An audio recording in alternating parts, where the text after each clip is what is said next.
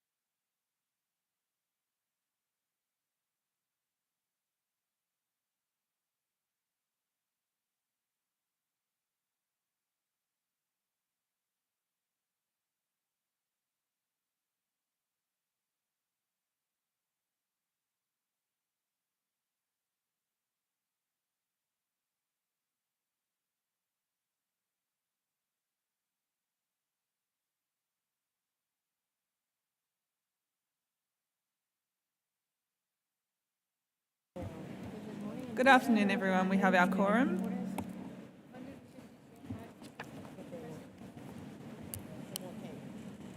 Before we come back to document 66.2.2, which Kenya introduced before our break, I have had a request from a party to join a working group on the basis that the region was not represented on the working group. So I've taken that into consideration, and I've agreed for Kuwait to be nominated to the working group on document 25 on the Gender Action Plan. So I will open the floor to party interventions on document 66.2.2.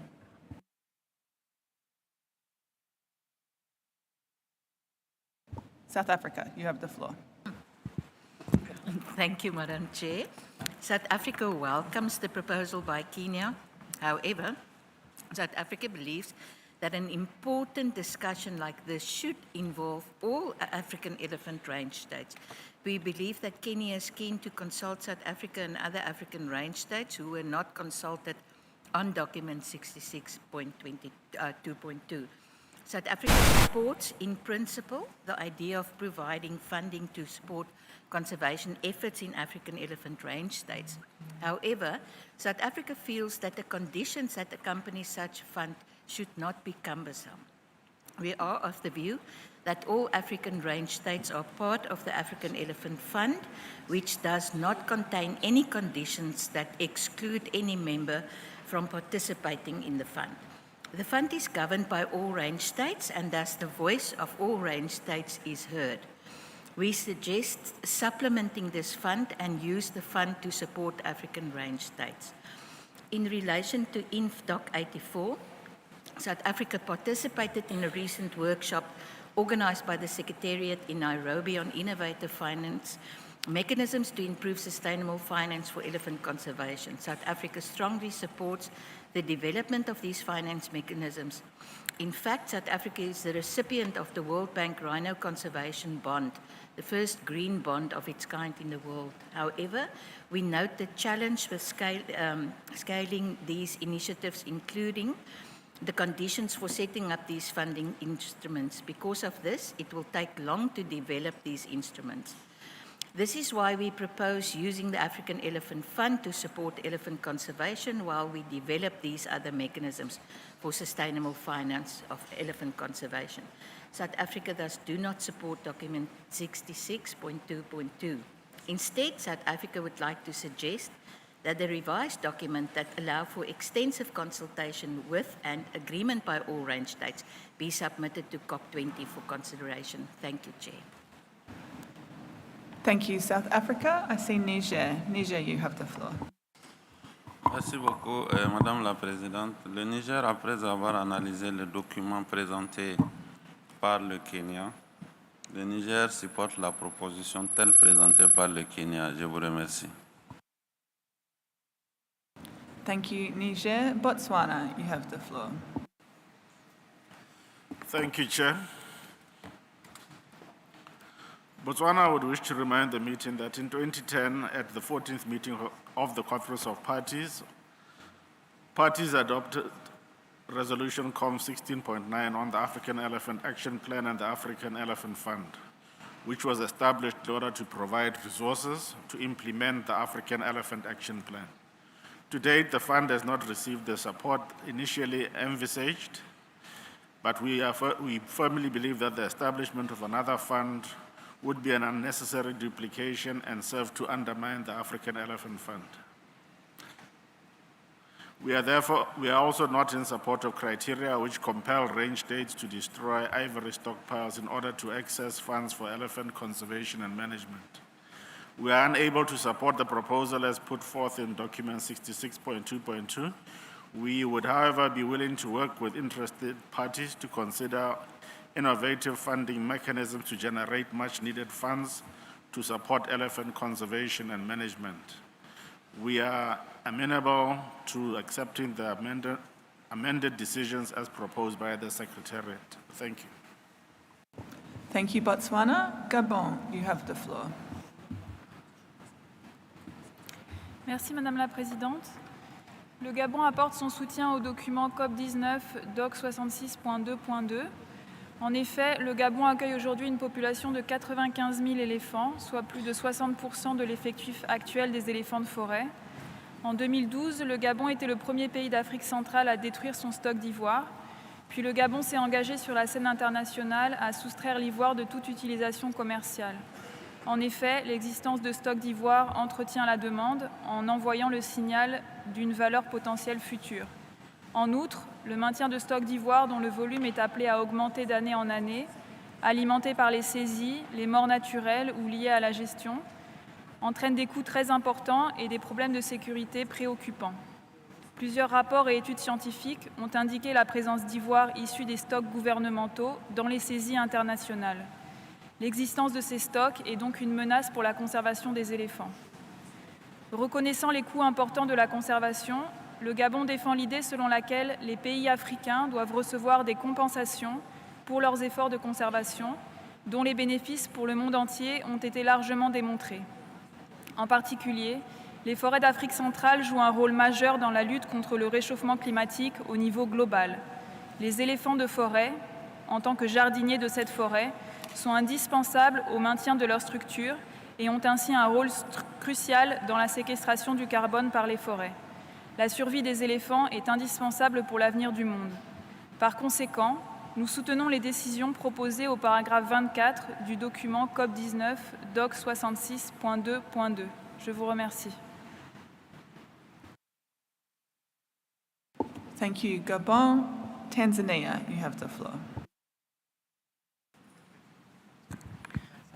Thank you, Madam Chair, for giving United Republic of Tanzania a chance to contribute on this one.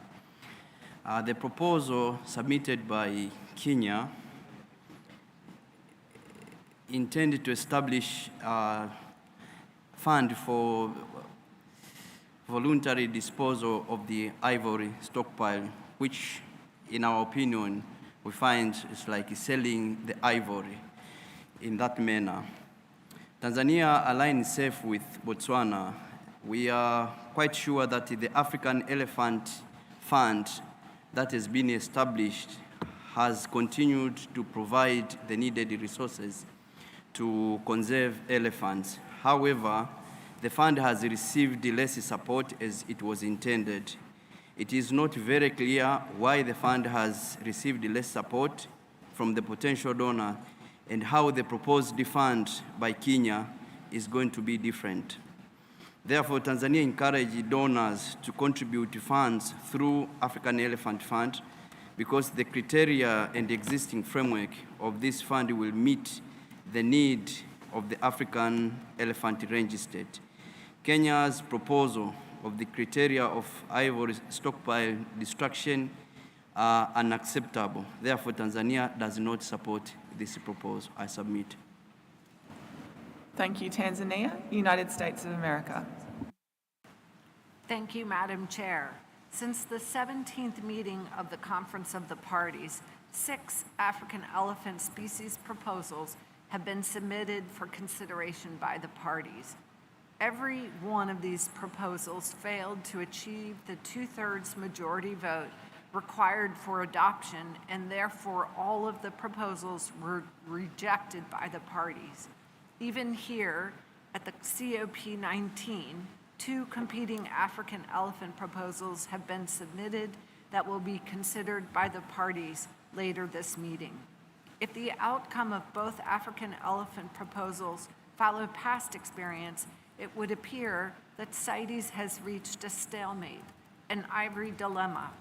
Some range states have expressed their concerns about the failure to be recognized for good elephant management or receive much needed revenue from a legal ivory stockpile sale, while other parties have expressed their concerns against the legal commercial sale of any ivory. This stalemate is unsustainable. We need to develop a solution that benefits African elephants by generating revenue to fund implementation of national elephant management plans and anti-poaching strategies that support community-based initiatives for conserving elephant habitat, dispersal areas and movement corridors, and that serve local communities who coexist with elephants on their lands. But we also need to continue to protect elephants from the poaching crisis fueled by commercial markets for elephant ivory. For the solution to be successful, we need to find common ground. The solution needs to give everyone, countries and elephants, some part of what they need. Therefore, the United States supports the recommendations and draft decisions outlined in document CoP19 Doc 66.2.2 and the proposed intersessional working group mandate to further develop the terms and conditions for establishing a fund for elephant range states to access upon the non-commercial disposal of their ivory stockpiles and to support conservation efforts. Non-commercial disposal of ivory stockpiles ensures that ivory is put beyond commercial use and would eliminate those ivory stockpiles, sending a global message through its destruction that the ivory will no longer have a monetary value.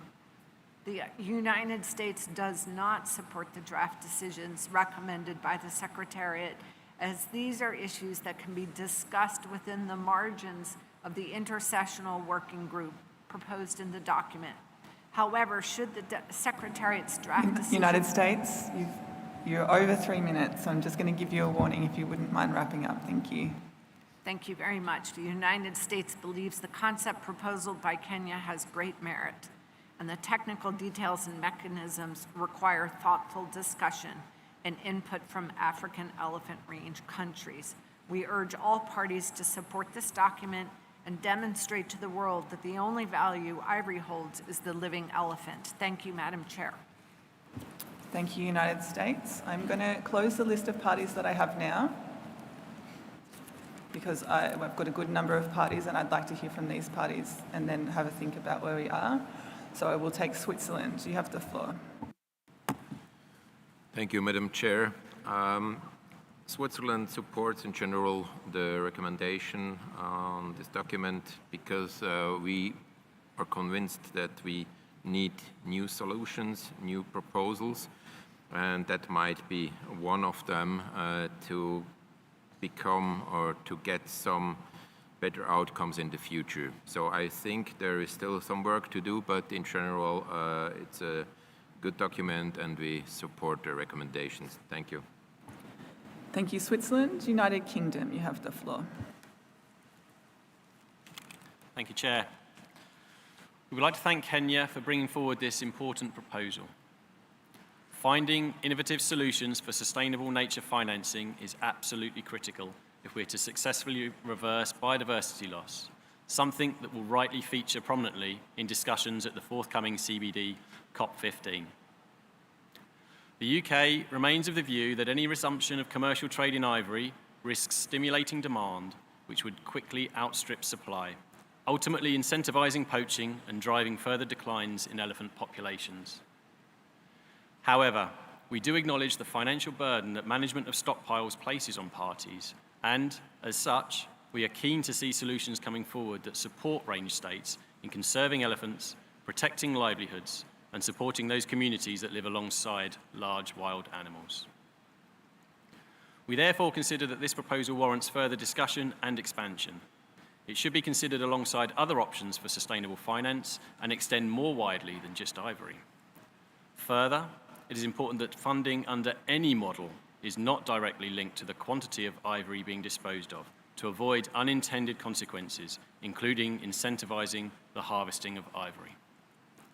In conclusion, the UK supports adoption of the draft decisions proposed by the Secretariat, including to establish an intersessional process with a standing committee for considering issues, options and models relating to sustainable financing for conservation, and for this to report to COP20.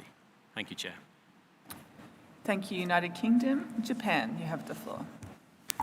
Thank you, Madam Chair. Japan appreciates the proposal if all of the range states of African elephant consent to discuss in accordance with the proposal. If so, we would like to point out that steps would be taken first to review and evaluate the existing African elephant conservation fund, then to propose the structure of the fund based on the extract improvement points derived from the analysis of the existing fund. However, destruction of stockpile may not be the starting point of the discussion, and Japan does not consent such precondition. Since we recognize that southern part of African countries have deepened the financial support, and they have succeeded through sustainable use of wildlife and have contribution both conservation and sustainable development of a rural area. In this regard, Japan would like to reiterate that destruction of the stockpile is not the starting point. Thank you. Thank you, Japan. Zimbabwe, you have the floor.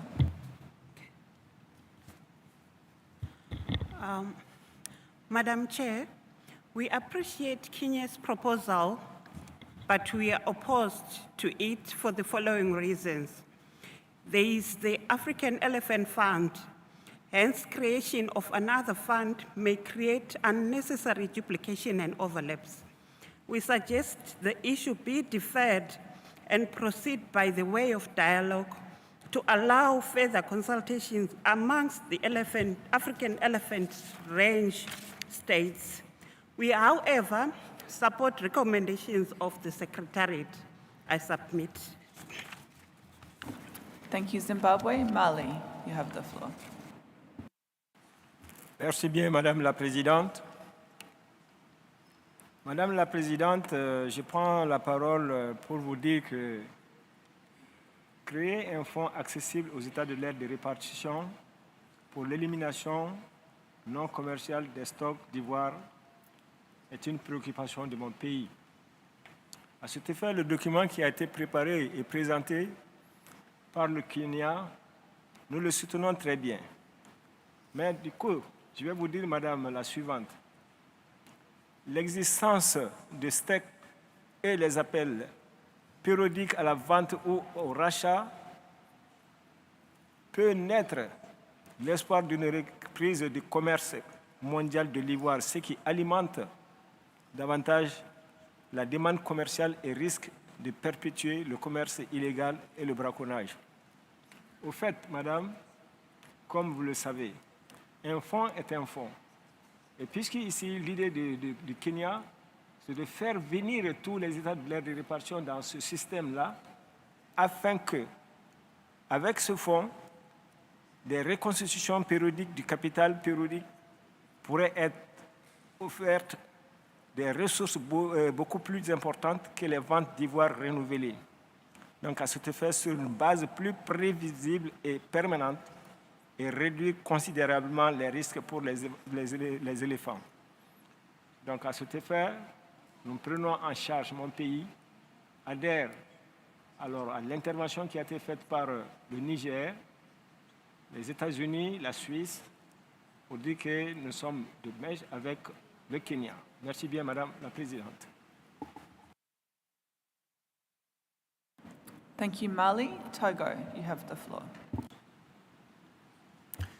Merci beaucoup, Madame la Présidente. Après analyse de la proposition du Kenya et les commentaires du Gabon, et eu égard au bien fondé de cette proposition, le Togo soutient la proposition du Kenya. Je vous remercie. Thank you, Togo. Guinea-Bissau, you have the floor. Muchas gracias. Señora Presidente, la única manera de defender la conservación de la especie y obtener un fondo para los países de distribución es simplemente decir que a Guinea-Bissau apoya el documento COP 6622, propuesta puesta por Kenia. Gracias. Thank you, Guinea-Bissau. Eswatini, you have the floor.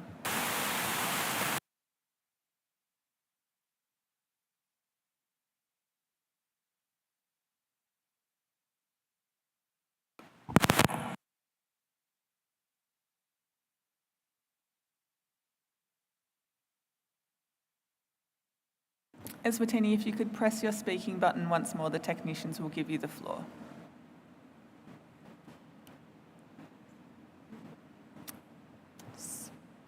If you can press the button on your console.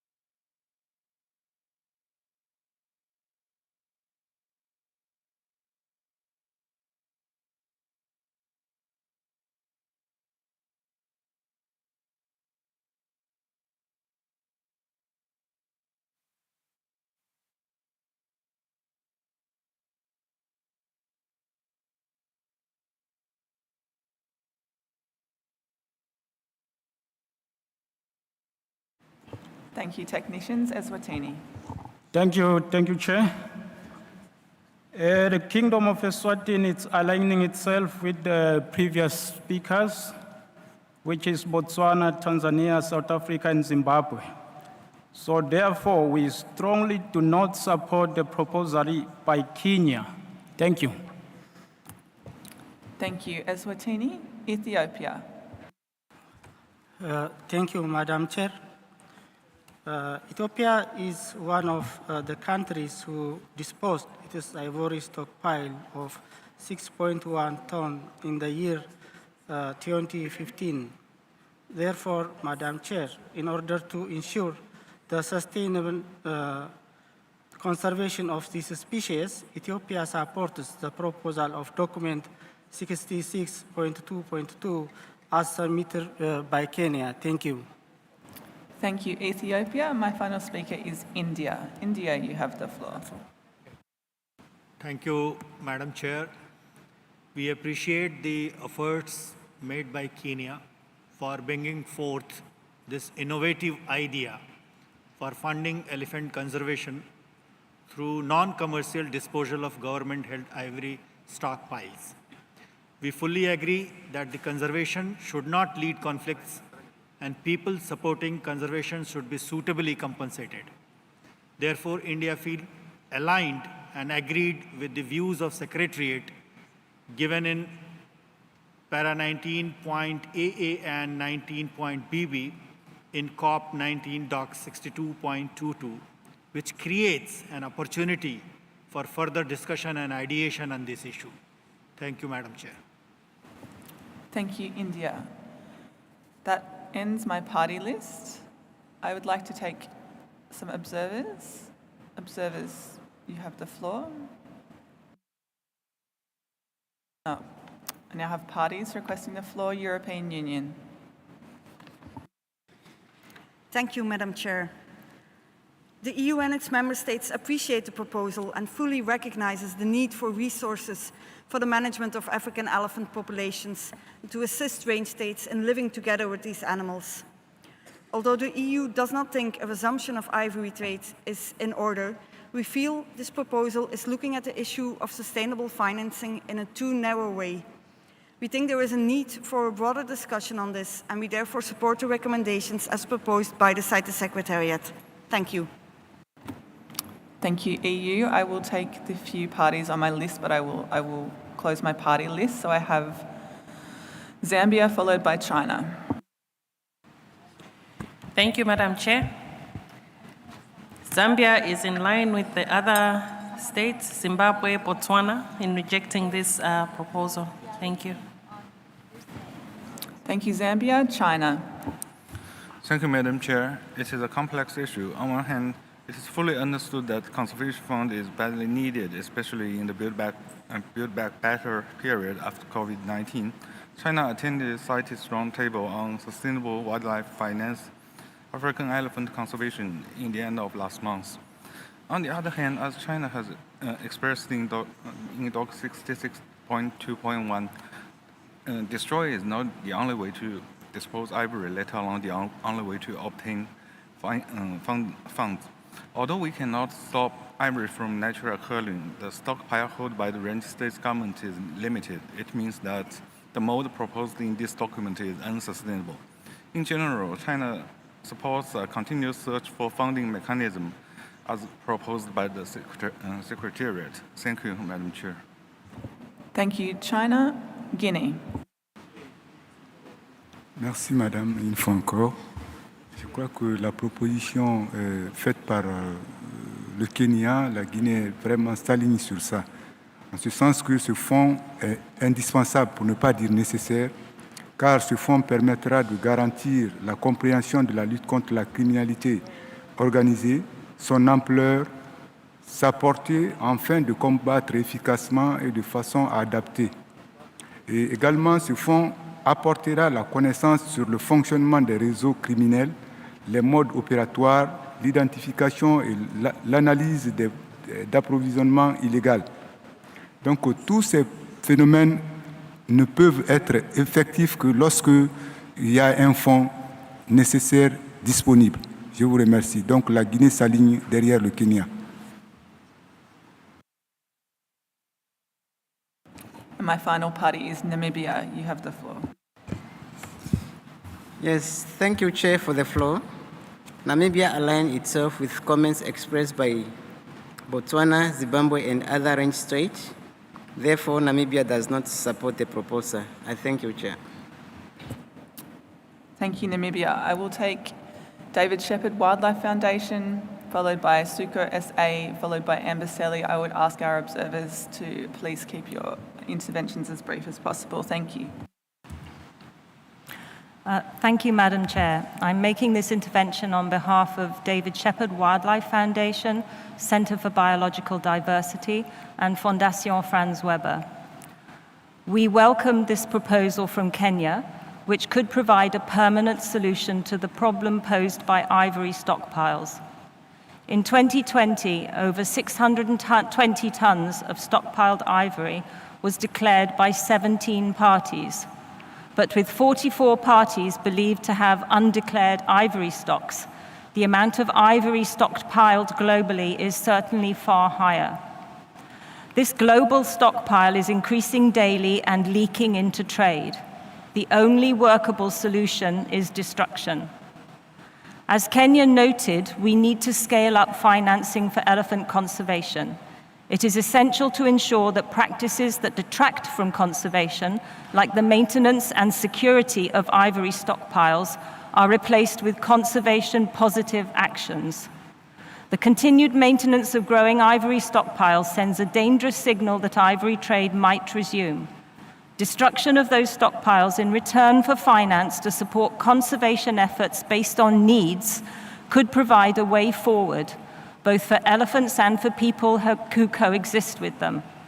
We thank Kenya for submitting this concept and look forward to its further development in a way that results in the permanent removal of stockpiles and does not stimulate further demand for ivory. Thank you, Madam Chair. Thank you, David Shepherd. Suko SA, followed by Amber Selly. Thank you, Madam Chair. I make this intervention on behalf of Suko SA and several other observers, a list of which will be provided in written form. The proposal made by Kenya regarding funding for range states for the so-called non-commercial disposal, which essentially means willful destruction, is extremely cynical. The purpose of any harvest, including the gathering from natural mortalities, is for gain over benefit. A payment for destruction remains a payment. Ivory will continue to be produced and therefore require some form of processing, particularly in the southern African range states where elephants remain in abundance and appear to be increasing rapidly, given that secure populations of elephants double their numbers approximately every 10 years. Is this to become a cash cow milked by anti-sale range states ad infinitum, while never actually achieving the strategic objective of this convention, being that trade in the species does not lead to its demise? It now seems that a model of keeping a species in status limbo appears to be an attractive-looking windfall for some parties. Africa should not need to commit itself to an unlimited period of being donor or fund reliant in relation to wholly renewable natural biological resources. Many of our finite resources, far more ecologically damaging in terms of their exploitation, don't enjoy this unwarranted attention. Ivory carries an unscientific but emotional elevation of its relevance, indicated clearly by its unique appearance in the logo of this very convention. Conservation is not about destroying and wasting natural resources. It is about their wise use. This proposal keeps Africa poorer by ensuring their continued dependence on external or international funding. Most importantly, this proposal provides no motivation to ensure elephant conservation is applied on the ground and by communities, as they remain more valuable dead than alive. Madam Chair, this proposal would set a dangerous precedent and will have unintended consequences when, as is inevitable, other species are dragged down the same path due to the precedent being set. The Sustainable Use Coalition Southern Africa urges parties to steer back to the path this convention exists to perform, which is the regulated trade at a sustainable level. Thank you, Madam Chair. Thank you, Suko SA. And finally, Amboseli, you have the floor. Thank you very much, Madam Chair. On behalf of the Amboseli Ecosystem Trust, I speak in support of the proposal that is on the table that definitely will avert the speculation of opening up markets that lead to poaching and killing of communities in Africa. If it is resources for communities and conservation, this proposal would address that. For holistic support for elephant protection and conservation, I speak in support of the proposal establishing a fund accessible to the elephant range states. Thank you. Thank you, Amboseli. And just before I sum up our discussions, you'll notice a lot of our colleagues from next door arriving in the room. We're having a small problem with the room next door. I'm advised there's no problem with this room, and hopefully it will be resolved shortly. But welcome, Committee 1 to Committee 2. We are just wrapping up our discussions on ivory. So thank you, everyone, for your interventions. And thank you, Kenya, for your proposal.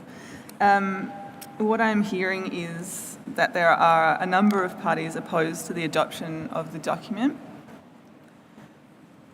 Slightly more parties in support of adopting these decisions. But what I'm hearing is that the majority of parties who've spoken are in support of the Secretariat's proposed decisions.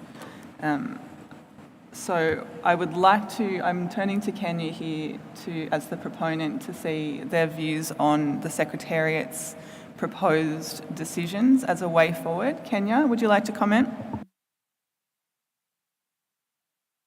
Thank you, Madam Chair.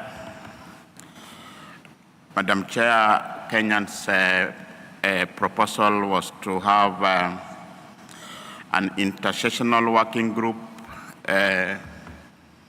established to explore this matter further. Madam Chair, we took great exception from the proposal from the Secretariat because in very honest terms, the issue we've been trying to deal with is what was raised by the United States. We've been to the COPs discussing ivory sales and listing proposals, and the results is like obvious even in this COP. Madam Chair, we are coming with a solution to deal with stockpiles, and we are amenable to expand the scope of our proposal to accommodate other sustainable ways of financing, particularly elephant conservation that has turned out to be a political animal. Madam Chair, just like climate financing, and we saw at the very beginning of this COP about talking about numbers of species to relate to the votes of parties. If you have many elephants, then you have more votes. I think what this proposal is trying to say, if you have many elephants, then you should be able to be compensated more by the number of stocks that you have. So to answer you, Madam Chair, we'll be comfortable to work in a wording within our decisions that accommodate what the Secretariat is proposing, but not the other way around. We want accommodating the thoughts of the Secretariat within the decisions that we are proposing, in expanding the scope beyond just looking at stockpile, but other funding mechanism. To us, the stockpile issue is a quick win. It's quick. If parties agree on a mechanism, it can be achieved even before the next COP, and we'll plow back these funds back to support the challenges that faces elephants, from connectivity, community livelihoods, human-elephant conflict, and law enforcement. So in summary, Madam Chair, we want to request the COP to look at our decisions. It's very clear is we are not setting the fund now. We are setting a working group to look at the mechanics, the TOR we proposed, how it will work. And if we want to expand that scope beyond stockpile, then let's look at the elements in the Secretariat's recommendation to fit in the decisions that we proposed, not the other way around. Thank you, Madam Chair. Thank you, Kenya. So I think you have offered me a way forward. I don't want to strike a formal working group on this, but Kenya, I note your willingness to consider your decisions and the suggestions of the Secretariat, and I would invite you, I will leave this item open, we won't close it. We'll invite you to take the weekend and maybe the first day next week to work with your colleagues, anyone who's interested in this, to work in the margins with Kenya on coming back to us with a COM-doc, an in-session document with revised decisions. So that's my proposed way forward. Thank you, Kenya.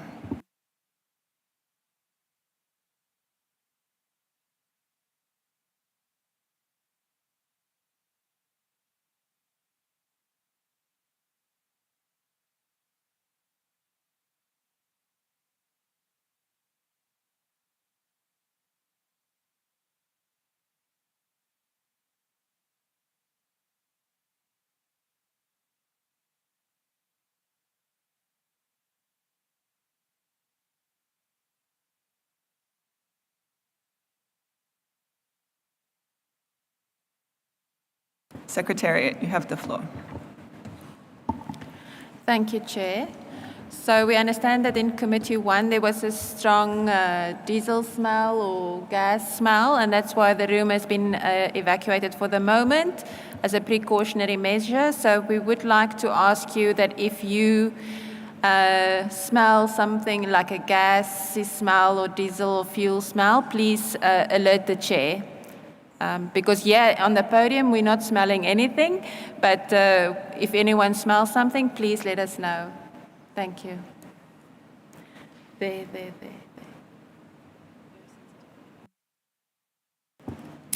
Animal Welfare Institute.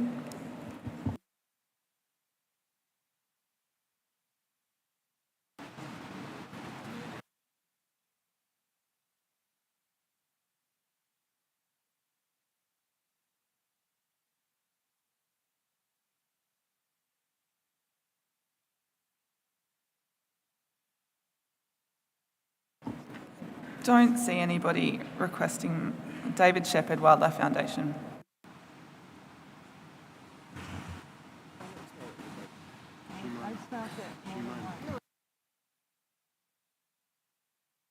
I don't see a lot of people down the front here.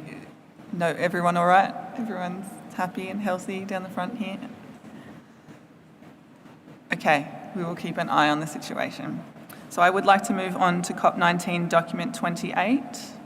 National laws for implementation of the convention. Animal Welfare Institute. Thank you, Chair. There is a very strong smell of fumes at the back of the room. Thank you. Thank you, Animal Welfare Institute.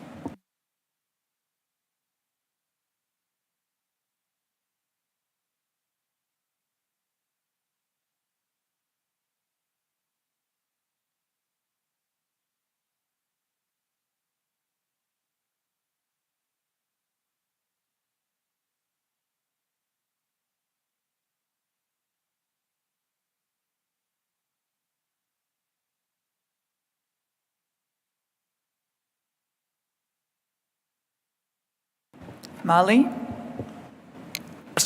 Merci bien, Madame la Présidente. Devant une situation pareille, on prend la responsabilité. Puisque cette sensation peut quitter là-bas, ça peut venir ici, on ne sait pas la source même. Donc, à la matière, moi, je propose que vous arrêtiez carrément les débats et que vous faites sortir les gens. On ne sait jamais. Tout est possible, hein? C'est une proposition que je fais. Ça, c'est pour la sécurité des gens qui sont aujourd'hui sous votre garde ici. Merci, madame.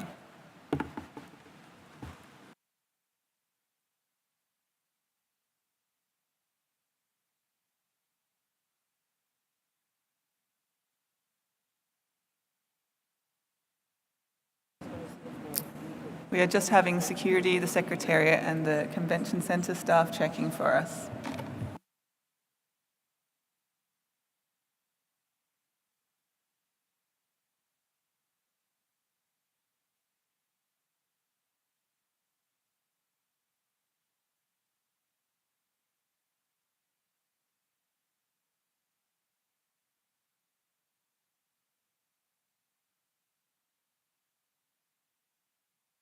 Technicians, can you put the quorum on my board, please? The advice I'm receiving is that we can continue. So I would like to continue if I have quorum. Of course, if you're free to do what you feel comfortable with, parties.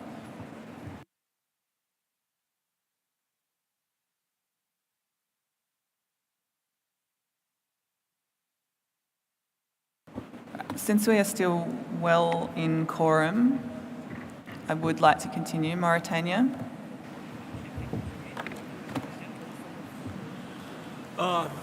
Merci Madame la Présidente de m'avoir donné la parole. Je pense qu'on peut continuer cette séance pour pouvoir gagner du temps parce que le temps, on ne peut pas le rattraper. Voilà, parce qu'il y a encore beaucoup de choses qui restent non claires, qui ne sont pas encore bien débattues ou qui sont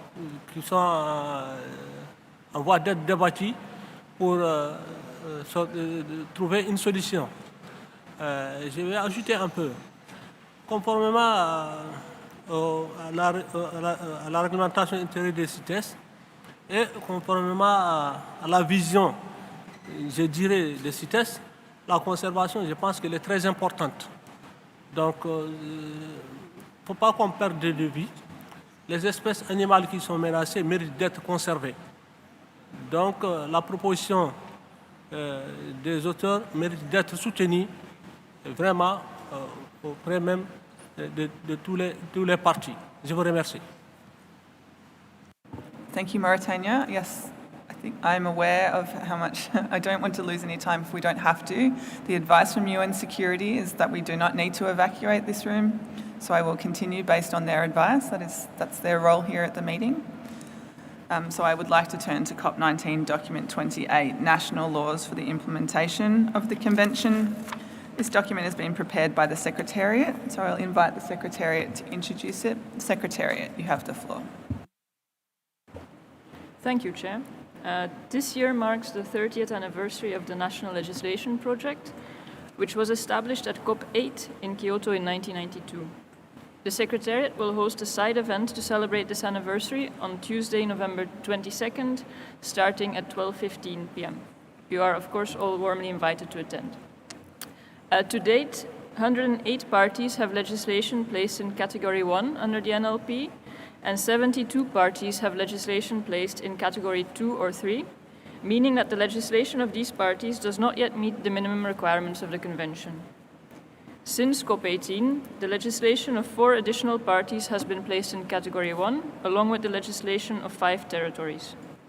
At SC74, the Standing Committee agreed on a recommendation to suspend commercial trade with 6 parties if they did not take significant steps to adopt national legislation for the implementation of the Convention by May of this year.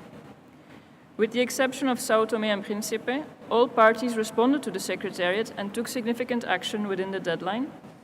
The Secretariat therefore issued a notification to the parties to reflect the recommendation to suspend commercial trade with São Tomé and Príncipe.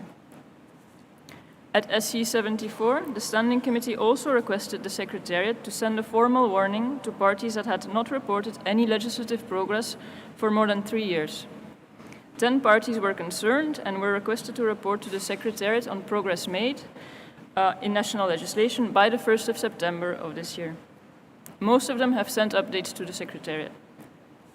The document also reports on the capacity building activities carried out by the Secretariat and introduces an emerging issue, namely how to deal with exceptional circumstances that prevent the normal functioning of CITES at the national level. Based on this report, the Secretariat invites the Conference of the Parties to adopt the draft decisions contained in Annex 1 and delete decisions 18.62 to 18.67. The Secretariat would also like to express its special thanks to those parties that have responded to the concerns of the Standing Committee, including Dominica, Grenada, Kazakhstan, Libya, and Mongolia, but also Azerbaijan, Bosnia and Herzegovina, the Maldives, Montenegro, and Zambia. The Secretariat is in the process of analyzing all the documents received. The Secretariat would also like to thank all the donors who have contributed to the implementation of the NLP, in particular Switzerland, the European Union, and the Netherlands. Thank you, Chair. Thank you, Secretariat. I'll open the floor to parties.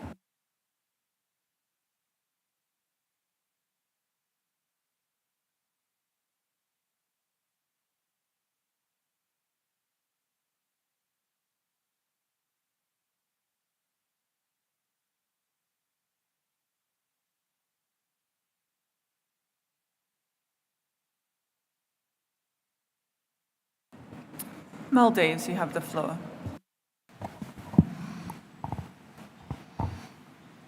Thank you, Chair. Maldives welcomes the efforts of the Secretariat in preparation of the document CoP19 Doc 28. We welcome the assistance provided to the Member States through the National Legislation Project to formulate national legislations for the implementation of the Convention.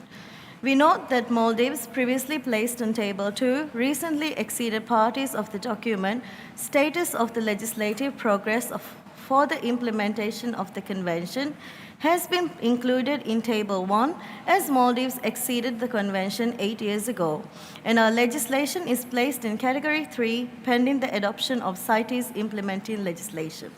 Understanding that at the 74th Standing Committee, the Standing Committee has requested the Secretariat to issue a formal warning to the parties that have not reported any legislative progress for more than 3 years, in which the formal warning was sent to Maldives amongst the 9 countries, requesting to take immediate steps to ensure progress to be made before this COP and to report such progress by the to the Secretariat by 1st September 2022. In this regard, parties with the legislation in Category 2 or 3 under the National Legislation Project have been urged to submit to the Secretariat as soon as possible in one of the 3 working languages of the Convention's details of appropriate measures that have been adopted for the effective implementation of the Convention. As such, parties were also urged to keep the Secretariat informed of the legislative progress at any time. Maldives, having received assistance from the National Legislation Project to formulate national legislation, have made efforts complying with the obligations of the Convention to be placed in Category 1. Thus, complying with the formal warning issued by the Secretariat at the recommendation of the Standing Committee, Maldives has submitted to the Secretariat an English translation of the national legislation governing the implementation of CITES Convention prior to the deadline informed by the Standing Committee as referred at SC 74 document 26 paragraph 38 paragraph C. Maldives ratified its national legislation implementing CITES in July. Maldives, having made substantial progress prior to the COP in adopting measures to implement the Convention and having reported such to the Secretariat, complying to the Standing Committee's formal warning, Maldives thus requests the Secretariat to acknowledge the efforts of Maldives to be reflected specifically to those references, paragraphs 8 and 26 of document, followed with subsequent changes as necessary to echo Maldives' compliance to this regard. We note that the status of the legislative progress for implementing CITES has now been updated to illustrate that the legislation has been adopted in July, received in English, and that upon revised legislative analysis, pending comments from the Secretariat, including the possibility of Category 1 status. Thank you, Madam Chair. Thank you, Maldives. Uganda, you have the floor. Thank you, Madam Chair. Madam Chair, the Uganda appreciates the work so far done by the Secretariat in comparing this report. Madam Chair, Uganda would like to appreciate also the guidance so far provided by the Secretariat in enabling us to come up with the appropriate policies and laws in response to the decisions of the COP. Madam Chair, Uganda has made substantial progress in reviewing the wildlife laws. We did review the Wildlife Act 2000 in 2019, and we've been formulating a couple of regulations to domesticate CITES in Uganda. We should say, Madam Chair, that we have one of the most appropriate laws in the region with serious and highly deterrent penalties for wildlife criminals, including life imprisonment. Madam Chair, we have submitted our law to the Secretariat and the draft regulations, but we are yet to receive detailed feedback. So our concern here is the rating, Madam Chair, that we still appear among the 72 countries that are categorized under, and we are under category 3, yet we've done some bit of positive work and progress, and we feel this categorization should be reviewed in line with the work that has been done in Uganda. Madam Chair, we seek that the Secretariat continues to provide support and assistance as well as feedback so that we are able to move from category 3. We thank you, Chair. Thank you, Uganda. I am closing my party list. I have a good number of parties seeking the floor. It's lovely to hear all of your progress, and the comments specific on country statuses will be noted. I am encouraging you to reflect on the recommendations in this document so you can help me find a position for the committee to take. So my list is closed. European Union, you have the floor. Thank you, Chair. On behalf of the EU and its member states, I would like to thank the Secretariat for all the work and support given to parties in the national legislation project over the past 30 years and for the development of the model law. An adequate national legislation for the implementation of the Convention is of utmost importance to ensure trade in protected species is legal and sustainable. We therefore urge parties with a warning to submit as soon as possible details of appropriate measures that have been adopted or any progress made for the effective implementation of the Convention. We appreciate and support the identification of new emerging legal issues for future technical and legislative assistance. For example, exceptional circumstances impeding the normal functioning of CITES at national level. We support adoption of the draft decisions contained in Annex 1 to document CoP19 Doc 28, as well as the deletion of decisions 18.62 to 18.67, with one small addition to proposed decision 19 EEH concerning reporting. We would like to suggest to report any progress to the 77th and 78th Standing Committee as appropriate. Decision 19 EEH will then read H. Report, and then new text, at the regular meetings of the standing committees as appropriate, and at the 20th meeting of the Conference of the Parties on progress made with regard to the implementation of Resolution Conf 8.4 in national laws for the implementation of the Convention and decisions. Thank you.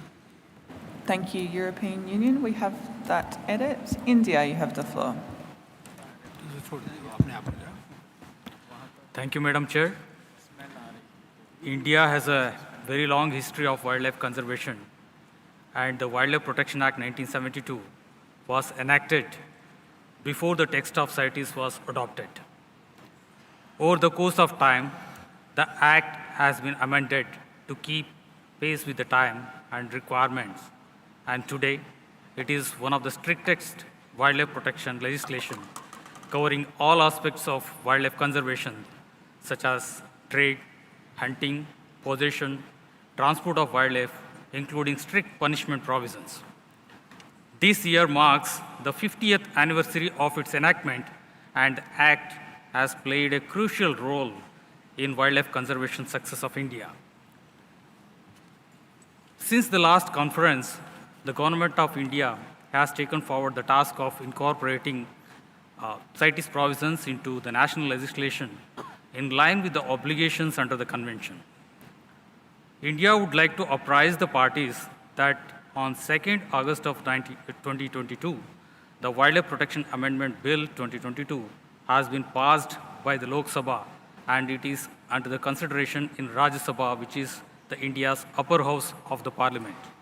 The bill seeks to amend India's Wildlife Protection Act 1972 to fully implement CITES in India. The bill provides for a new chapter on trade in CITES-listed species, including designation of management and scientific authorities, and all provisions of the CITES text regulating the wildlife trade. It also provides for incorporation of the CITES appendices in the Act, and Appendix 1 of the CITES-listed species to be treated on par with the most strictly protected Indian species in terms of punishments for offenses. India remains fully committed for implementation of its obligations under the Convention. Thank you, Madam Chair. Thank you, India. Sri Lanka, you have the floor, followed by Tanzania. Sri Lanka. Thank you, Chair. Sri Lanka is pleased to inform you that after several years of consultation to find the most appropriate way, in March 2022, the Parliament of Sri Lanka passed an amendment to the Fauna and Flora Protection Ordinance of 1937 to incorporate CITES. This amendment now paves the pathway for us to make regulations to ensure provisions of CITES are reflected in our national law, enabling Sri Lanka to manage emerging issues in relation to conservation and sustainable use. Chair, the mentioned documents have been officially submitted to CITES Secretariat. We appreciate Secretariat's support and request continued support for Sri Lanka in implementation. Thank you, Chair. Thank you, Sri Lanka. Tanzania. Thank you, Madam Chair.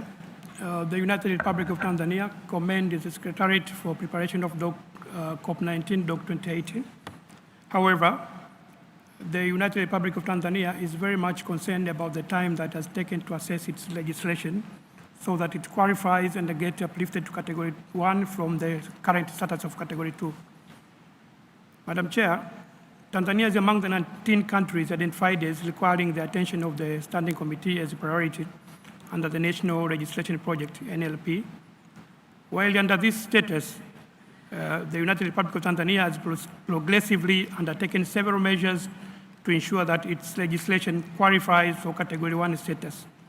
These measures include enactment of the CITES implementation regulation for the Tanzania mainland in 2018, enactment of the CITES implementation regulation for Zanzibar in 2019, designation of the Tanzania Wildlife Research Institute, or TAWIRI, as a scientific authority for fauna, and the Tanzania Forest Research Institute, TAFORI, as a scientific authority for flora in 2020. Madam Chair, with this effort, Tanzania is surprised that its legislation has not been considered for Category 1 status for very minor reasons, such as official designation of the scientific authority and official publication of the appendices in the government gazette. Madam Chair, in order to speed up the process, I humbly request you and the chairman of the Standing Committee, of course, to consider uplifting our legislation into Category 1 under the condition that once approved by this Conference of Parties, I mean COP19, and once into effect, the new CITES appendices will be published in the government gazette. I humbly submit, Chair. Thank you, Tanzania. Kenya, followed by Georgia. Kenya. Madam Chair, Kenya would like to thank the Secretariat for preparing the report under Agenda CoP19 Doc 28 on the analysis of national laws. Madam Chair, as indicated in paragraph 22 of the document, Kenya has prepared a draft legislation in accordance with the new National Wildlife Policy 2020 to address the categorization of our legislation in Category 1, as well as other emerging issues. We will continue to update the Secretariat on the progress we are making with the review of the legislation, including sharing the draft legislation with the Secretariat to enable Kenya to achieve Category 1 status. Madam Chair, we believe that once Kenya completes the process of the enactment of the new legislation and an analysis of our legislation completed, we will meet the qualification for placement in Category 1 of the national laws for implementation of the convention. Kenya therefore supports the recommendations in Annex 1 of the document. Thank you, Chair. Thank you, Kenya. Georgia, followed by Ecuador. Thank you, Chair. First of all, we would like to thank the Secretariat for the work in supporting countries in updating the national legislations and also for preparation the analysis presented in this document. We consider the national legislation as a foundation for successful implementation of the Convention. Concerning the legislations of the countries in Category 1, we consider that publishing the national legislations on the CITES website would significantly support implementation of the Convention. This would allow the countries in Categories 2 and 3 to use these legal documents in identifying how the issues they are dealing with are solved in other countries. At the same time, the countries will have an opportunity to obtain information on national legislations in other countries and use it for various purposes in the implementation of the Convention. We welcome the draft decisions outlined in the document. Particularly, I would like to highlight the development of the legislative guidance for the transit and transshipment. Since our legislation also includes article on transit of CITES specimens, however, implementation of this article faces significant challenges, and we consider that this as one of the weakest areas in implementation. Therefore, any guidance on improving relevant legislation would greatly benefit us. We would also like to note that in our region, several countries also have their legislation in the Categories 2 and 3. We consider that the activities outlined in the draft decision 19EE paragraph C would highly benefit those countries. In this process, we would also be happy to share our experience in development of the legislation. Thank you, Chair. Thank you, Georgia. Ecuador, followed by Niger. Ecuador. Gracias, señora presidenta. Ecuador, al realizar su primera intervención, agradece al Gobierno de Panamá y la Secretaría por la excelente organización de esta reunión, al tiempo que deseamos éxitos en sus labores como presidenta de este comité. Señora presidenta, Ecuador está comprometido en continuar desarrollando los marcos normativos nacionales acorde a los objetivos de la Convención y que permita su aplicación efectiva en el país. Es así que a través de resolución ministerial número MAATE-2022-001 del 16 de noviembre de 2022 y bajo el procedimiento establecido en el reglamento al Código Orgánico del Ambiente, el Ministerio del Ambiente, Agua y Transición Ecológica del Ecuador, como autoridad administrativa, designó 7 entidades académicas y de investigación como autoridades científicas, actualizando aquellas que constan en la página web de la Secretaría y que pondremos en conocimiento a la brevedad posible. Adicional, estamos trabajando en una reforma al reglamento al Código Orgánico del Ambiente, específicamente en el capítulo que establece el marco regulatorio nacional para la aplicación de las CITES, por lo que una vez sea aprobado y publicado en el registro oficial, lo informaremos a la Secretaría. Por último, queremos hacer extensivo un agradecimiento a la Secretaría y en especial a la Unidad de Asuntos Jurídicos y Cumplimiento por su asistencia y seguimiento en este proceso de relevancia para el Ecuador. Gracias, señora presidenta. Thank you, Ecuador. Niger, followed by the United States. Niger. Merci beaucoup, Madame la Présidente. Le Niger remercie le secrétariat pour avoir appuyé dans le cadre de l'élaboration de la loi CITES du Niger. Cet appui a été un appui multiforme et technique et un appui approché. Madame la Présidente, depuis 2019, le Niger avait soumis et approuvé la loi CITES au niveau de l'Assemblée nationale. Et cette loi a été déjà envoyée au secrétariat depuis 2019. Et jusque-là, le Niger n'a pas eu retour et on n'a pas changé de catégorie. Et nous faisons partie des premiers pays de l'Afrique de l'Ouest à avoir une loi CITES. Et jusqu'à présent, le Niger est en catégorie 3. Le Niger demande au secrétariat de bien vouloir faire diligence afin que le pays puisse changer de catégorie. Je vous remercie, Madame la Présidente. Thank you. United States, followed by the United Kingdom. United States. Thank you, Madam Chair. The United States agrees that it's critically important for parties to enact CITES implementing legislation, and we're very pleased to hear the updates from a number of parties here. The United States supports adoption of the draft decisions in Annex 1 to document CoP19 Doc 28, with an amendment to delete the word commercial from draft decision 19.AA. While a recommendation by the Standing Committee with regard to a party that has failed to adopt appropriate measures for effective implementation of the Convention may be a recommendation to suspend commercial trade in CITES listed species, we do not believe that the Standing Committee's action should be limited to commercial trade. The Standing Committee considers appropriate measures to take for each compliance action. We note that Decision 18.65 does not limit the Committee's decision to commercial trade, and we believe that such an approach remains appropriate. We also support deletion of Decisions 18.62 to 18.67. Thank you, Madam Chair. Thank you, United States. I think I heard you refer to 19AA there, but I see commercial in 19DD. Thank you. United States is correct, has confirmed that I am correct. It is decision 19D. D. United Kingdom is the final speaker. Thank you, Chair.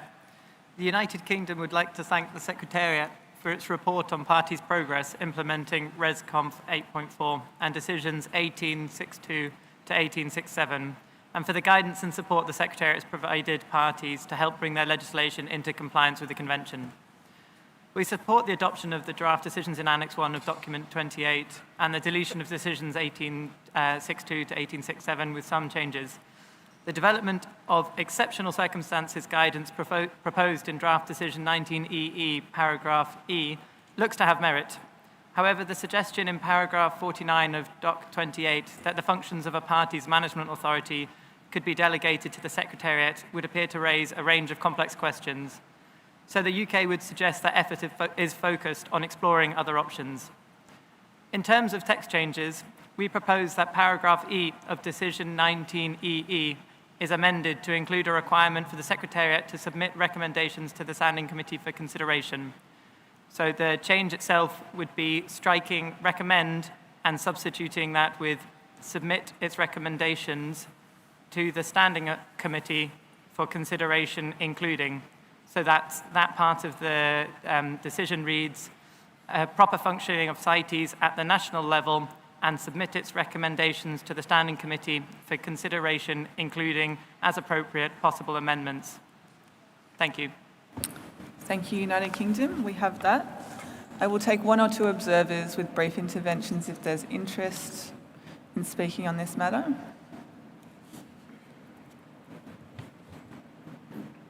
I don't see any observers requesting the floor. Thank you, everyone, for your updates. It's lovely to hear your progress. For those parties who expressed some concern or some questions to the Secretariat, I'm certain the Secretariat will be very happy to speak to you directly on a bilateral basis about those.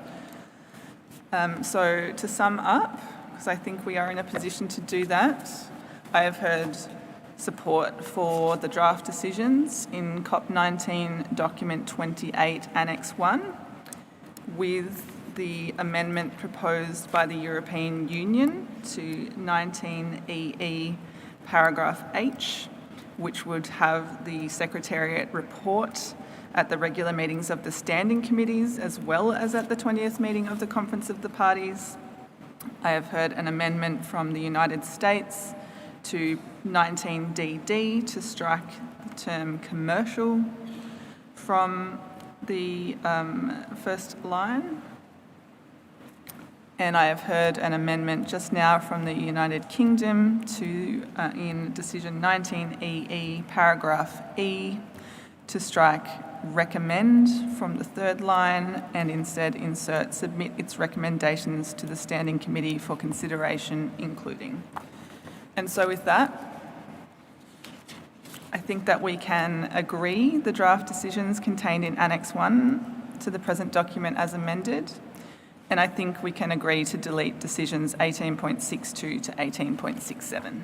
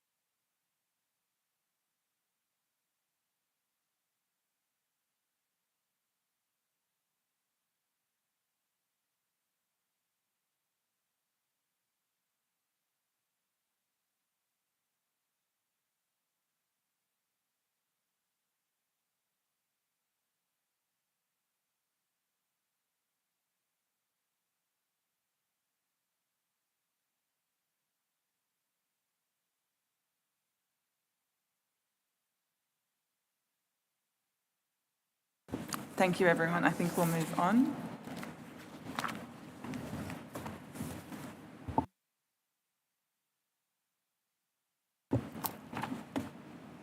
So we are next to consider CoP19 Document 29.1, implementation of Article 13 and Resolution Conf 14.3, Rev CoP 18 on CITES compliance procedures. This document has been prepared by the Secretariat, and I'll ask the Secretariat to introduce it. Secretariat, you have the floor.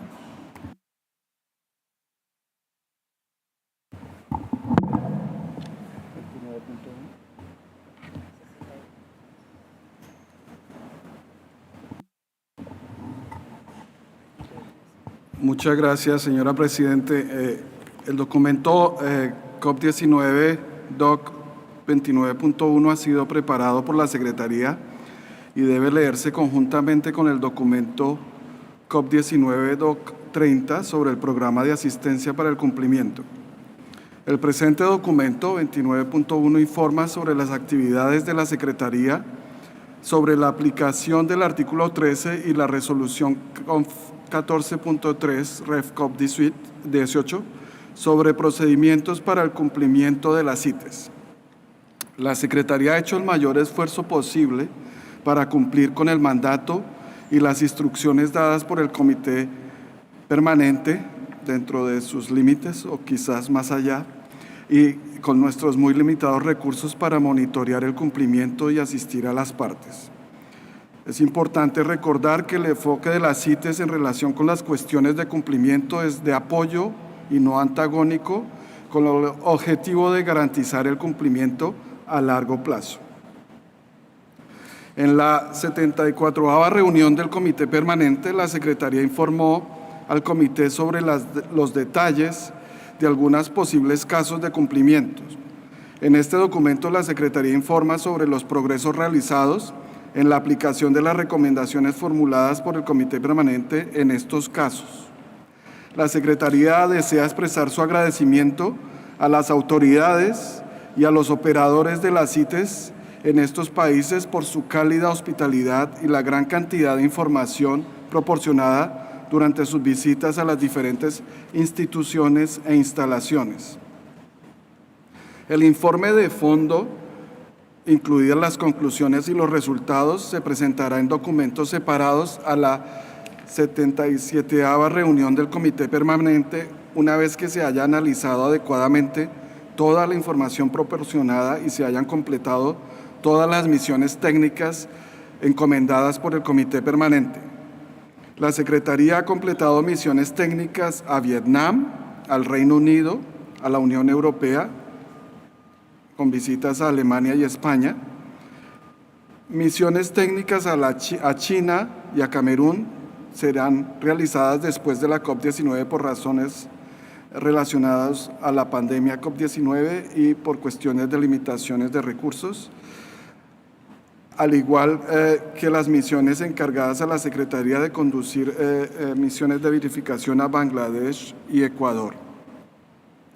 Sobre los casos que ya están en curso, el documento informa sobre los progresos realizados en la aplicación de las recomendaciones formuladas por el Comité Permanente en dichos casos, donde cuestiones de cumplimiento han sido examinadas por el Comité, incluyendo las cuestiones de cumplimiento resueltas y los casos cerrados. De conformidad con el artículo 13 de la Convención y siguiendo las instrucciones del Comité Permanente, la Secretaría mantuvo comunicaciones permanentes y fluidas con las autoridades CITES de los países sujetos a dichas recomendaciones: República Democrática del Congo, la República Popular de Lao, Guinea, Japón y Nigeria, y agradece especialmente su cooperación y su apertura. Quisiera también referirme rápidamente al proceso acelerado en virtud del artículo 13 relativo a Pterocarpus erinaceus, mandatado por el Comité Permanente.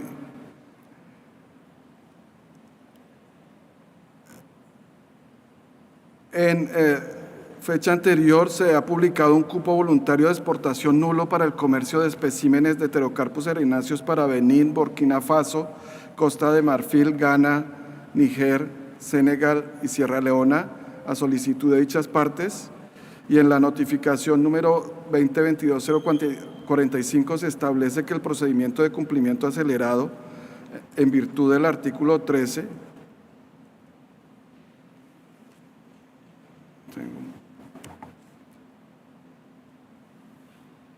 se ha aplicado a Camerún, Chad, Gambia, Guinea-Bissau, Mali, República Centroafricana y Togo, y que la suspensión del comercio de especímenes de Pterocarpus erinaceus procedentes de esos estados era aplicable a partir de la fecha de la primera notificación.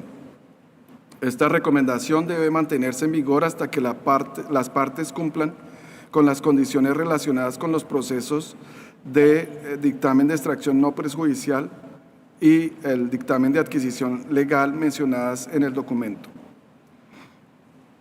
En cuanto a las recomendaciones, invitamos a la conferencia de las partes y a este comité a tomar nota de la información proporcionada en el presente documento y en relación con el proceso acelerado en virtud del artículo 13 relativo a Pterocarpus erinaceus, se invita al comité a expresar su opinión sobre la eficacia y la conveniencia de adoptar ese enfoque acelerado y centrado en los estados del área de distribución para cualquier caso futuro de comercio ilegal o insostenible y generalizado de especímenes de especies incluidas en las CITES. Se invita también al comité a reflexionar sobre los posibles enfoques para facilitar el tratamiento de los casos de cumplimiento de manera eficiente y rápida, racionalizando al mismo tiempo el orden del día del Comité Permanente y tomando en cuenta la necesidad de responder rápidamente a los casos urgentes que afectan a una o más partes, habida cuenta del número de casos creciente de cumplimiento que hay en curso y del extenso orden del día del Comité Permanente. Gracias, señora Presidenta. Thank you, Secretariat. So I will open the floor to parties. I will have to begin to really enforce my speaking limit. I'd like to put it at 2.5 minutes, so I will give you a warning at 2.5 minutes. I will also be forced, I think, to limit our lists from now on more strictly than I have. I'd also just like to remind everyone that it is difficult to discuss very specific compliance matters in this forum. That is the remit of the Standing Committee. And so with that, I will see Senegal. Senegal, you have the floor.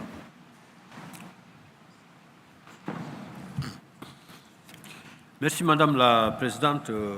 Je voudrais tout d'abord remercier le secrétariat pour le document qui a été bien élaboré et qui synthétise et qui reflète vraiment la réalité de l'assistance qui a été développée dans certains pays de notre sous-région.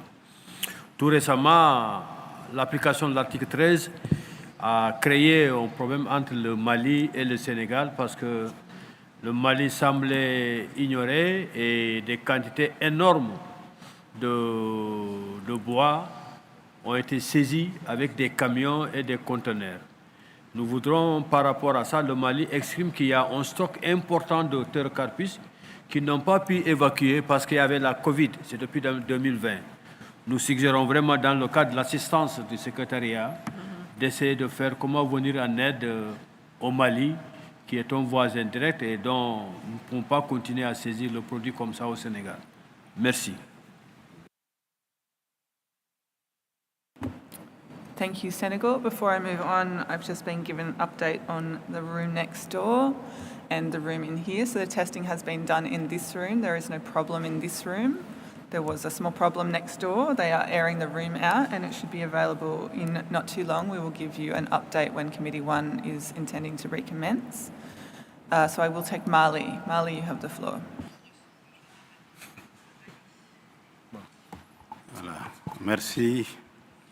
Monsieur le Président, et je remercie le Sénégal pour avoir anticipé et marché sur notre langue. Nous sommes ravis des dispositions prises par le secrétariat dans le cadre de l'application de la Convention. Mais force est de constater que la notification 45 a porté sur des faits qui sont un peu antérieurs à sa mise en œuvre. Et donc, nous sommes aujourd'hui victimes d'un effet rétroactif d'une notification du secrétariat qui cause effectivement un problème à notre niveau.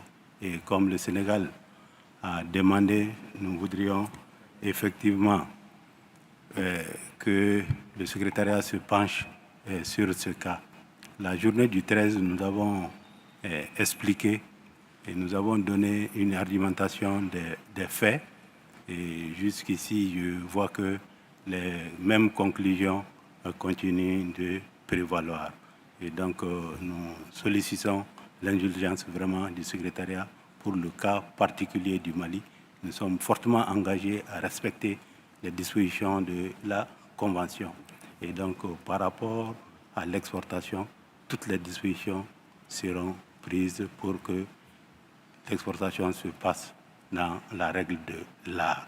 Et pour ce côté, nous demandons effectivement l'appui technique et financier même du secrétariat.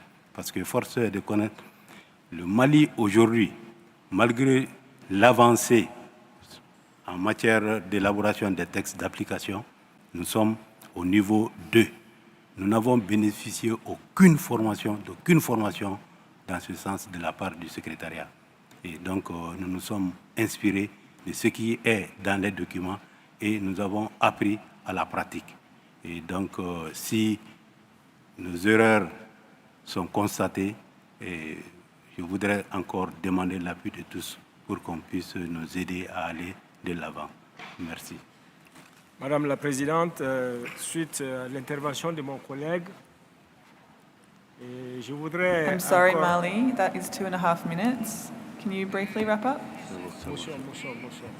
I will give you a few more seconds if you'd like to finish your statement, but I mean a few seconds. Justement, c'est ce que je voulais dire, Madame. Notre ministre était venu et on a eu des échanges entre le Sénégal et le Mali.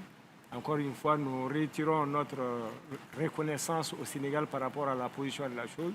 Et aussi vous, Madame, pour vous remercier, le secrétariat en général, les actions qui ont été entreprises qui pourraient permettre à notre pays de pouvoir vraiment solutionner à ce problème, comme l'a dit mon collègue. Je vous remercie encore.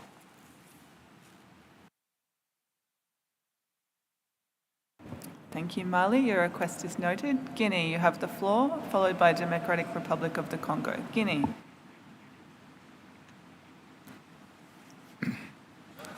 Une fois encore, merci madame. Je crois que je ne vais pas être très long. Bon, l'essentiel, c'est de dire, depuis 2013, il est rappelé ici que depuis 2013, la Guinée est sous sanction de la CITES. Et cela cause énormément de préjudice à notre pays. Malgré les efforts fournis ça et là, on se trouve encore coincé sous la lourdeur de cette sanction. Donc, ici, je rappelle que des efforts louables ont été fournis par notre pays. On a un stock de bois pré-convention que la CITES a notifié. Et cette quantité de 12 882 mètres cubes qui ont été notifiés effectivement par la CITES, nous avons des difficultés actuellement pour exporter ces bois, malgré l'accord donné par la CITES. Cela s'explique par la réticence de certaines compagnies maritimes qui ont demandé à ce qu'on ait des notifications venant maintenant de la CITES même.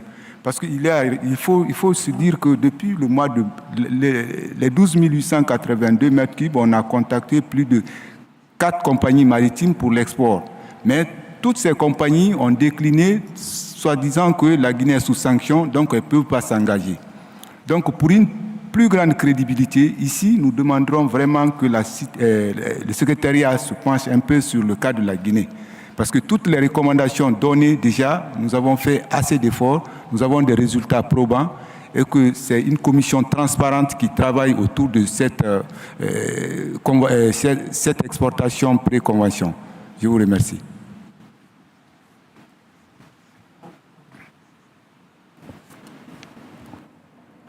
Thank you, Guinea. Your request is also noted, and apparently the room next door is now open for those who'd like to go back to Committee 1, but you are welcome to stay and discuss Article 13 processes with us. My next speaker is Democratic Republic of the Congo, followed by Maldives. Merci, Madame la Présidente, de la parole que vous m'accordez. J'aimerais tout d'abord commencer par remercier le secrétariat pour nous avoir préparé le document 29.1 et les efforts qu'ils ont fournis pour la prêter. En tout cas, je félicite le secrétariat de cela. Je suis également content quand j'ai lu comment le secrétariat a rendu compte du rapport concernant la mise en œuvre de l'article 13, concernant particulièrement mon pays.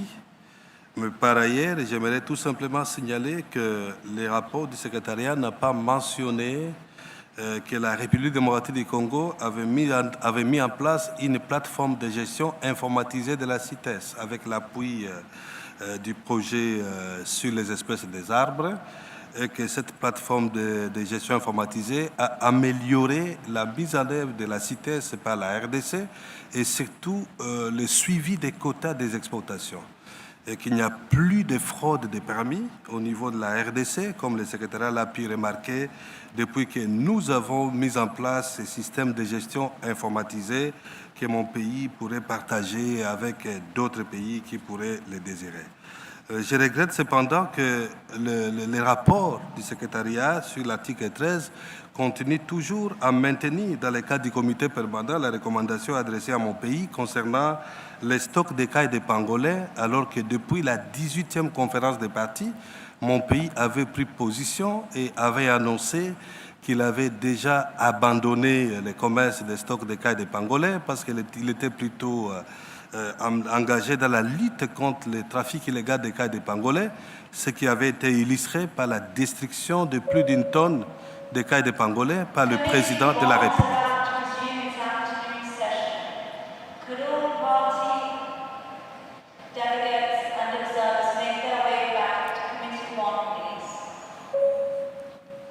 I'm sorry, Democratic Republic of the Congo, please continue. Merci, madame. Je voulais continuer en disant que mon pays regrette qu'on continue toujours à mentionner le commerce des stocks de cailles de pangolin pour lesquels le comité continue à adresser des recommandations aux partis, comme si mon pays avait l'intention de faire le commerce des stocks de cailles de pangolin. Depuis la 18e conférence des partis, la volonté de mon pays avait été affirmée qui n'avait plus l'intention, qui n'avait même pas l'intention de faire le commerce des cailles de pangolin, ce qui était illustré par la destruction de plus d'une tonne de cailles de pangolin par le président de la République. Ça, Madame la Présidente, j'ai voulu juste faire prévaloir cette intention de mon pays qui n'est pas engagé dans le commerce des cailles de pangolin et même d'un quelconque stock de cailles de pangolin. Sinon, qu'à cela ne tienne, je prends acte du document qui a été présenté par le secrétariat avec ces commentaires de la RDC. Je vous remercie.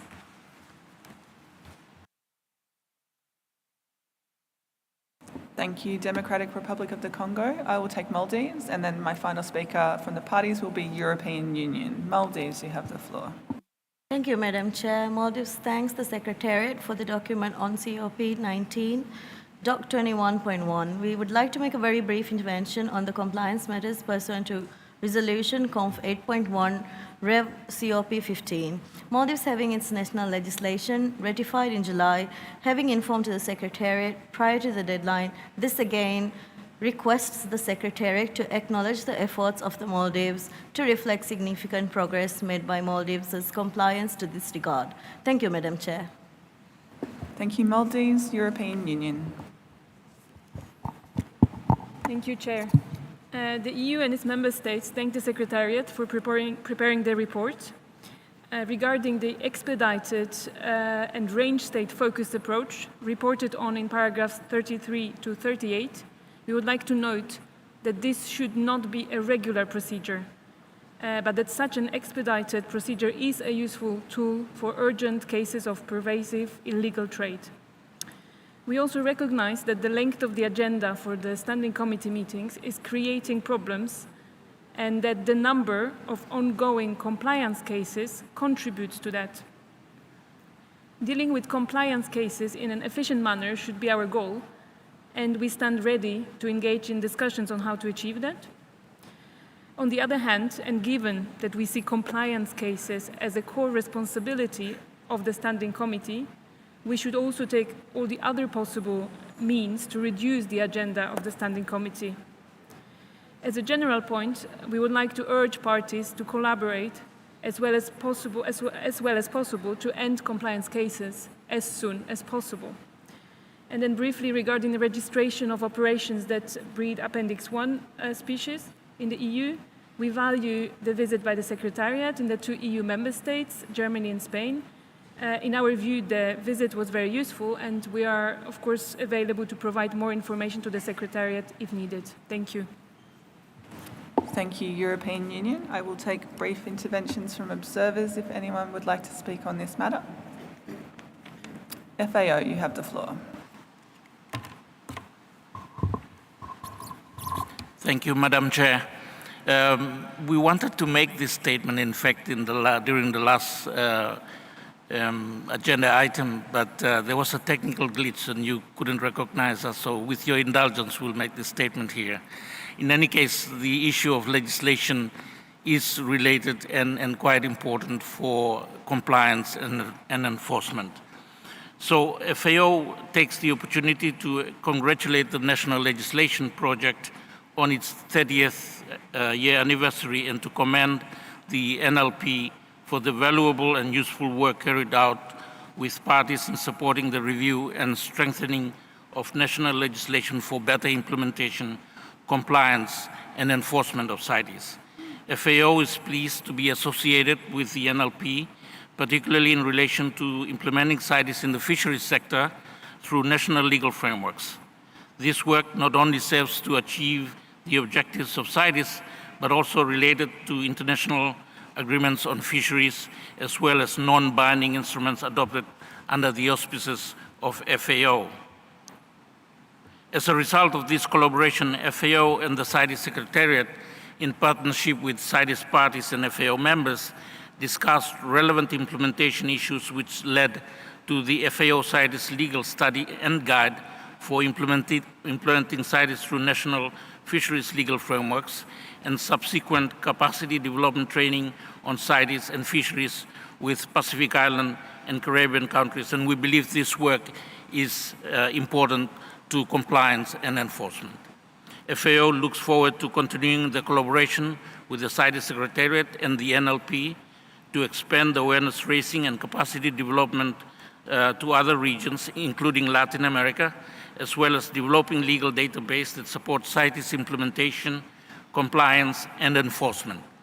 FAO, jointly with the CITES Secretariat, will be presenting a proposal to this end at the CITES event on 22nd November, commemorating the 30 years of the National Legislation Project. I thank you, Chair. Thank you, FAO, and I am ready to sum up on this matter. Guinea-Bissau, I do see you asking for the floor. I requested the floor after I opened for observers, but I do note that you are one of the parties that we are discussing in terms of the Pterocarpus erinaceus, so I would like to give you just 2 minutes to take the floor, but in the future it would be helpful if you took the floor during the party section. Guinea-Bissau. Gracias, señora Presidente, por la palabra. Los de Guinea-Bissau tivemos uma situação de corte que pesou desde 2012 a 2014, pero que já superamos com a Secretaria-Geral e nos permitiram exportar depois de todo isso. Somos legais porque cumprimos como os outros países. Estamos en la categoría 1. Ahora nos entendemos por qué que la Secretaría nos impidió nuevamente de continuar con nuestras actividades. Gracias.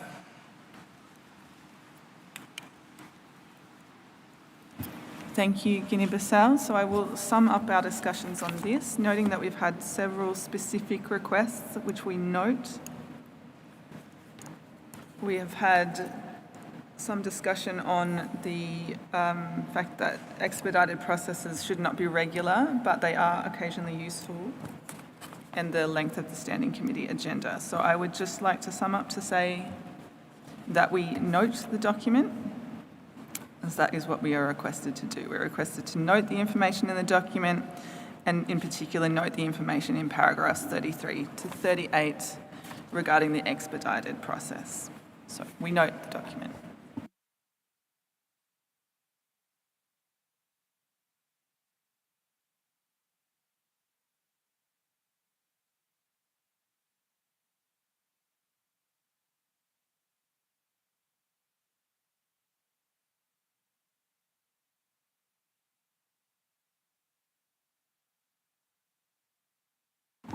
Thank you. The Secretariat has requested the floor. Secretariat. Thank you, Chair. And just quickly to express that we note with appreciation the discussions between Mali and Senegal, and we are ready to notify the parties of any agreement that you reach on the ongoing issue. The same with Guinea regarding the transport of the stock pile that has been authorized by the Standing Committee.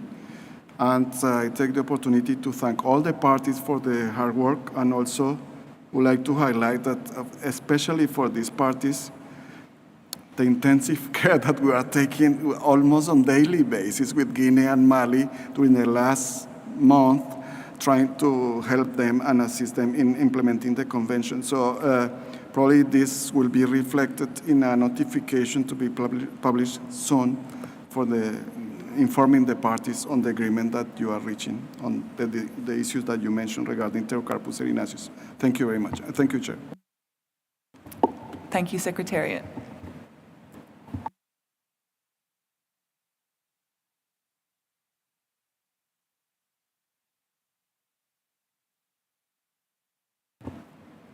So we will move on to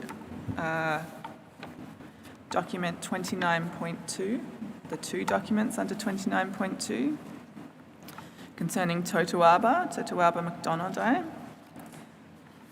As I said, we have two documents. The first document, 29.2.1, is the report of the Secretariat, which has been prepared by the Secretariat. The second document, 29.2.2, renewed and updated decisions for COP19, has been submitted by the United States of America.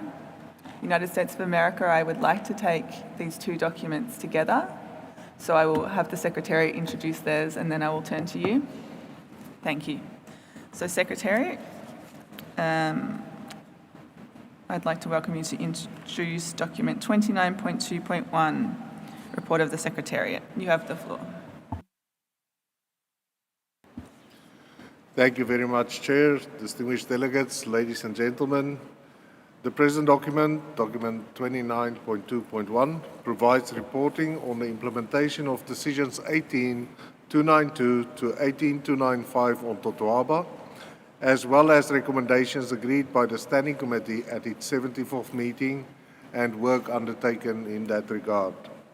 It includes reporting on the online meeting of Range, Transit and Consumer States of Totoaba and the outcomes of that meeting, the study on Vaquita and Totoaba called for in Decision 18294, paragraph C, with regards to which the Standing Committee at SC 74 agreed to submit 2 draft decisions to COP19 as presented in the present document and incorporated into the draft decisions presented in Annex 2. The document also informs about the establishment and operationalization of the Trilateral Enforcement Contact Group between China, Mexico, and the USA, the implementation of Decision 18292 by parties, implementation of Decision 18293 by Mexico, and the second mission of the Secretariat to Mexico from 30 May to 6 June 2022. The document also includes several annexes which contains information related to the Trilateral Enforcement Contact Group, Mexico's 5th regular 6-monthly report, the outcomes of the online meeting, and others. The Secretariat note that it provided further reporting to the Standing Committee at SC 75, held on 30 November here in Panama City, regarding the implementation of the decisions on Totoaba directed to Mexico and the findings made during the second mission of the Secretariat to Mexico. Based on this reporting, the committee agreed a number of recommendations directed to Mexico. Regarding the second mission of the Secretariat, it was found that good progress has been made by Mexico on some fronts, but several matters of concern were identified during the mission as elaborated upon in the document. Excuse me, Chair. The Standing Committee at SC 74 invited the Secretariat to propose, in consultation with the Standing Committee through its chair and following the second mission to Mexico, revisions to decisions 18292 to 18295 for consideration at COP19. The Secretariat undertook revisions to the decisions in consultation with the chair of the Standing Committee. As presented in paragraph 69 of the document, the COP is invited to adopt decisions 18292 Rev COP19 to 18295 Rev COP19 and draft decisions 19CC and 19DD presented in Annex 2. A clean version of these decisions are included in Annex 3 for ease of reference. Thanks, Chair. Thank you, Secretariat. So I'll invite the United States to introduce COP19 document 29.2.2, renewed and updated decisions for COP19. United States.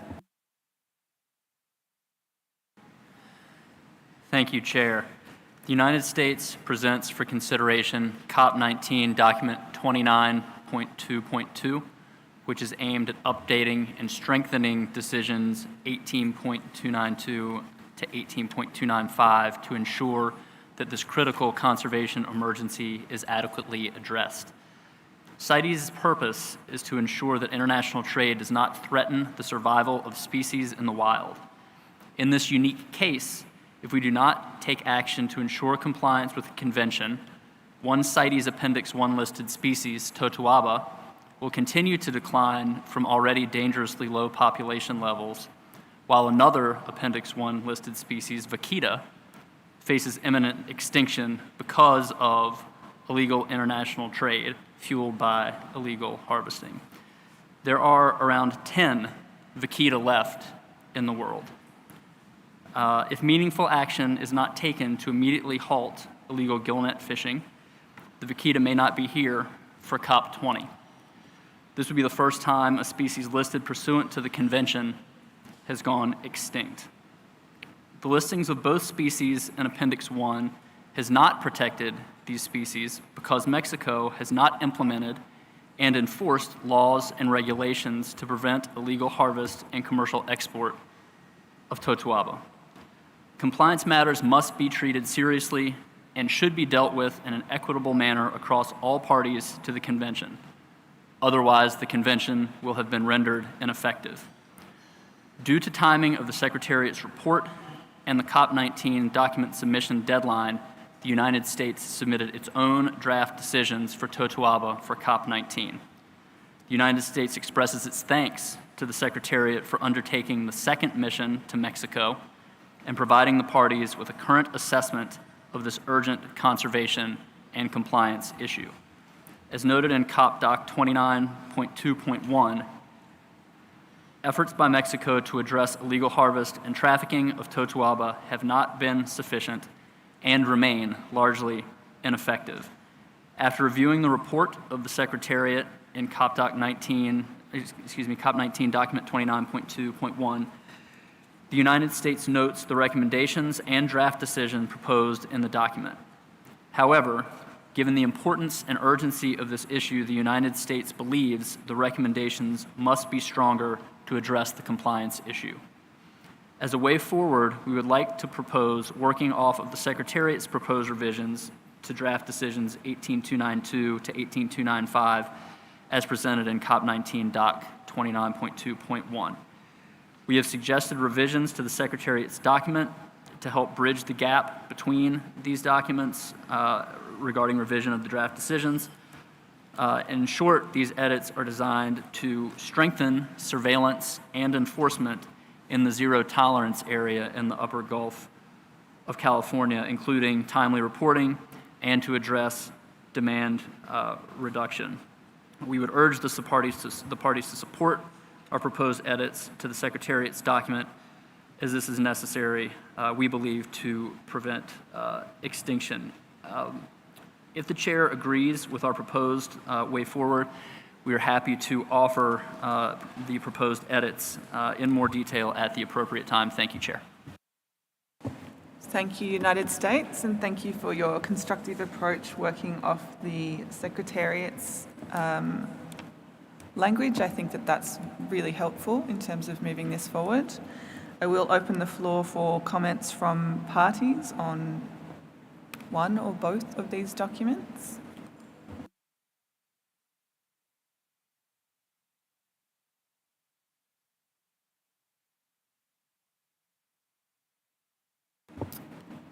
Mexico, you have the floor. Yeah.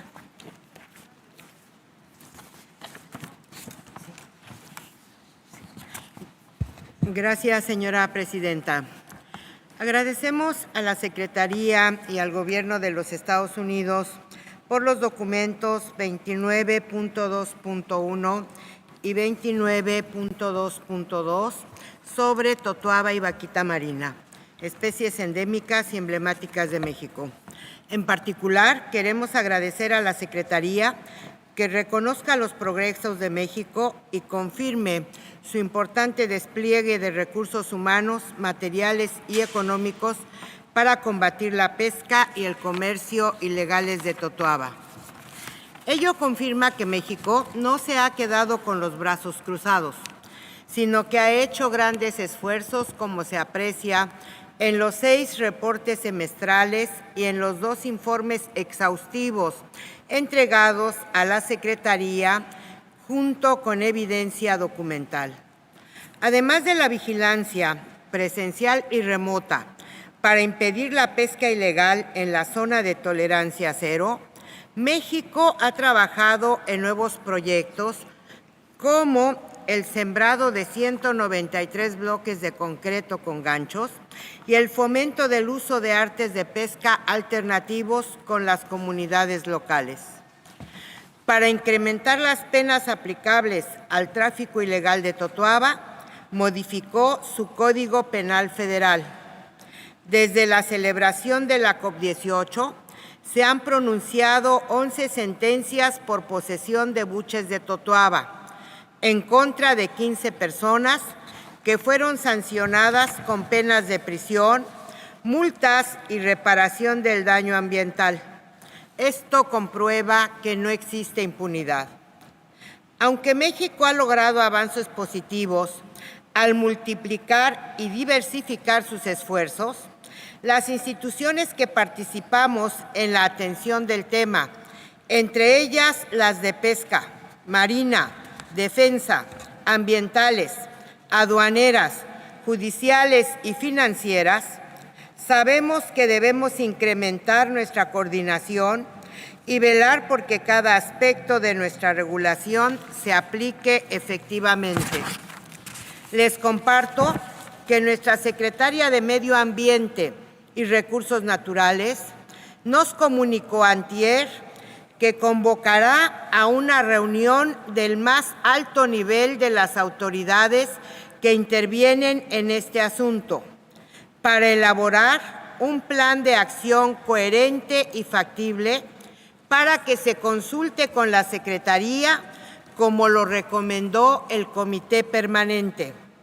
Consideramos también la posibilidad de una tercera misión de la Secretaría, cuando esto sea oportuno, para revisar avances y que sea abierta a más partes interesadas. Los documentos 29.2.1 de esta COP19 y 7.5 de la 75ª reunión del Comité Permanente tienen recomendaciones distintas, por lo que queremos asegurarnos de que esta conferencia de las partes dé claridad mediante decisiones adecuadas para evitar confusiones. En múltiples ocasiones se ha advertido que los progresos alcanzados por México no serán suficientes ni efectivos si no se atienden los diversos frentes internacionales. Por tanto, es urgente realizar el estudio solicitado a la Secretaría desde 2016 para conocer lo que pasa con las redes de comercio ilegal de totoaba fuera de México. Su participación hace que el combate al comercio ilegal deba ir más allá de las fronteras mexicanas. Se necesita que los países donde se genera la oferta y demanda y que son de tránsito y destino cumplan con sus compromisos y que reconozcan su corresponsabilidad en el tema, la cual debe abordarse a través de mecanismos de cooperación internacional y no bajo advertencia de sanciones. El domingo pasado se mencionó la posibilidad de sancionar a México, que es el país que más ha actuado, sin tener en cuenta que solo puede sancionarse a las partes cuando no tienen interés en remediar una situación. Al señalarse que México debe ser sancionado, se le da un trato no justo e inequitativo. Aunque tenemos indicios de decomisos en Estados Unidos y en países asiáticos, solo algunos nos han compartido información.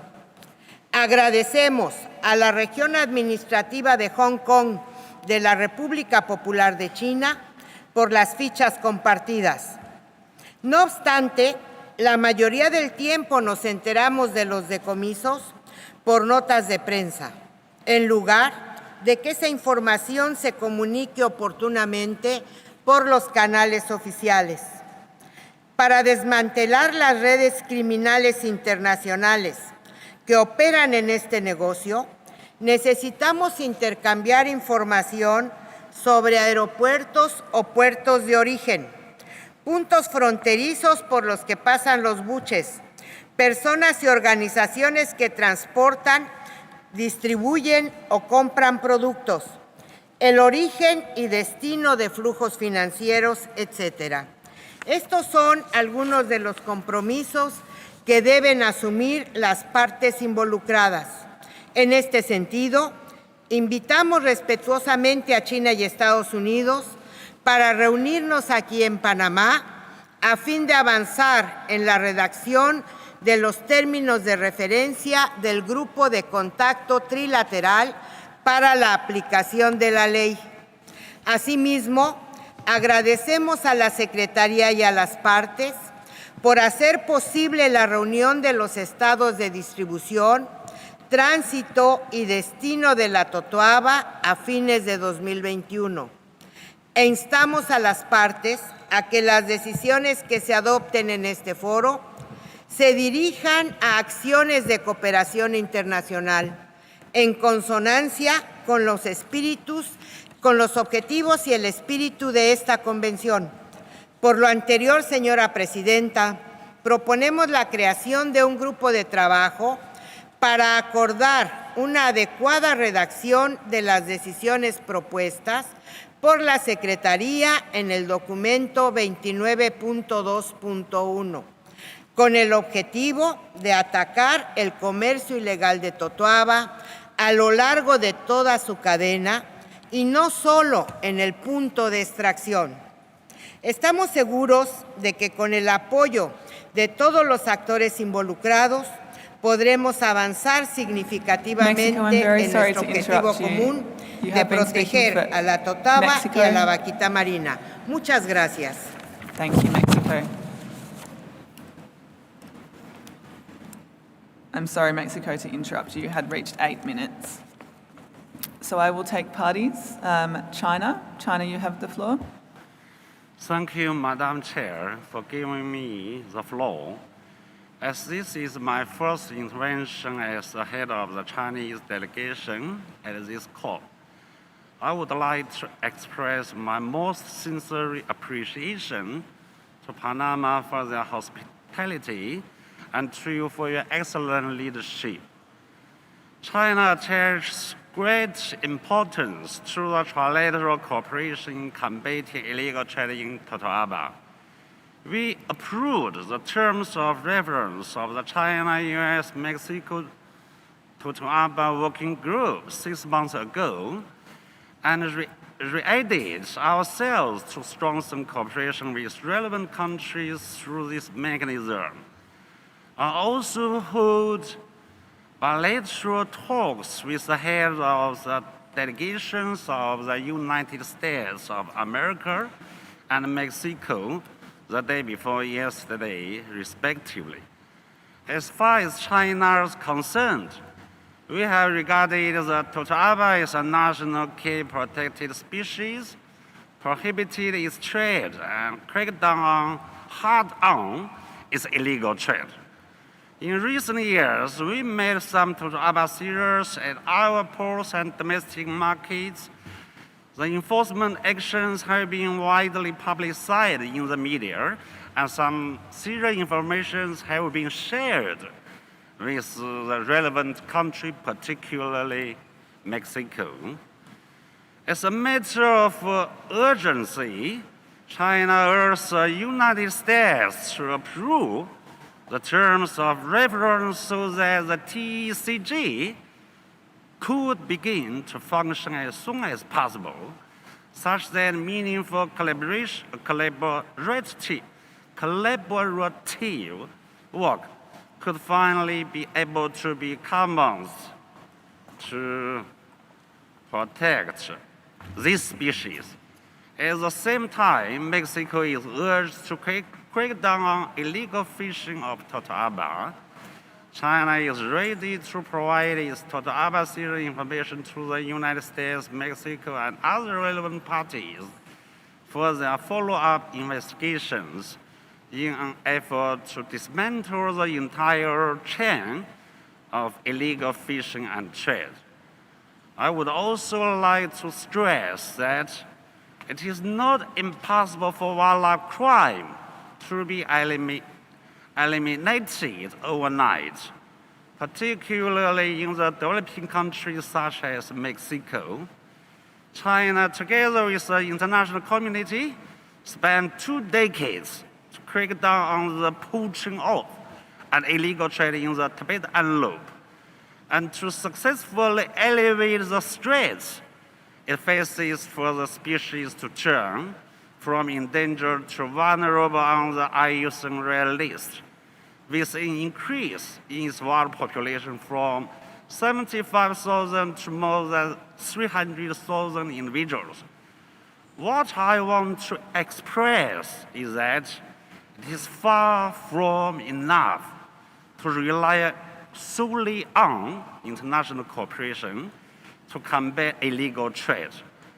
What is more crucial is to support the country of origin to combat illegal fishing and trade. One wild animal poached is one wild animal lost from the wild forever. So time is the essence in the protection of Totoaba. Thank you, Madam Chair.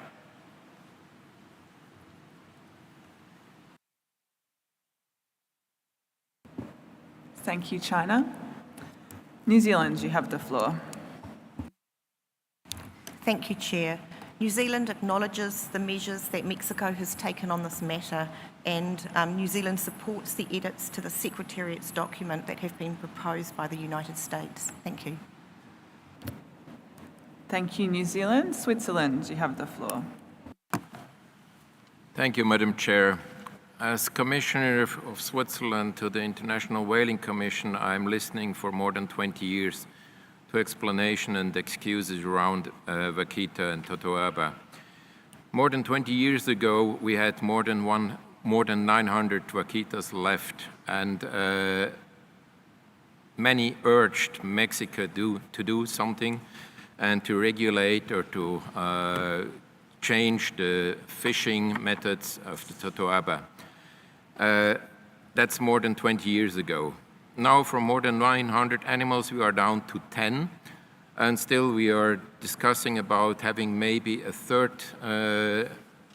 trip to Mexico to discuss these issues. I mean, we can travel as many times as we wish. It doesn't help to save a species. And if a species where the problem is known for more than 20 years goes down from 900 to 10, it's hard to believe that the involved parties really did what they should have to do. So I'm extremely disappointed, and of course we will support and hope that there will be a common ground in regarding these two papers. But probably it's too late for the Vaquita. Maybe we can save the Totoaba. But I believe we missed the chance to do a lot more than we did. Thank you. Thank you, Switzerland. United Kingdom, followed by Japan.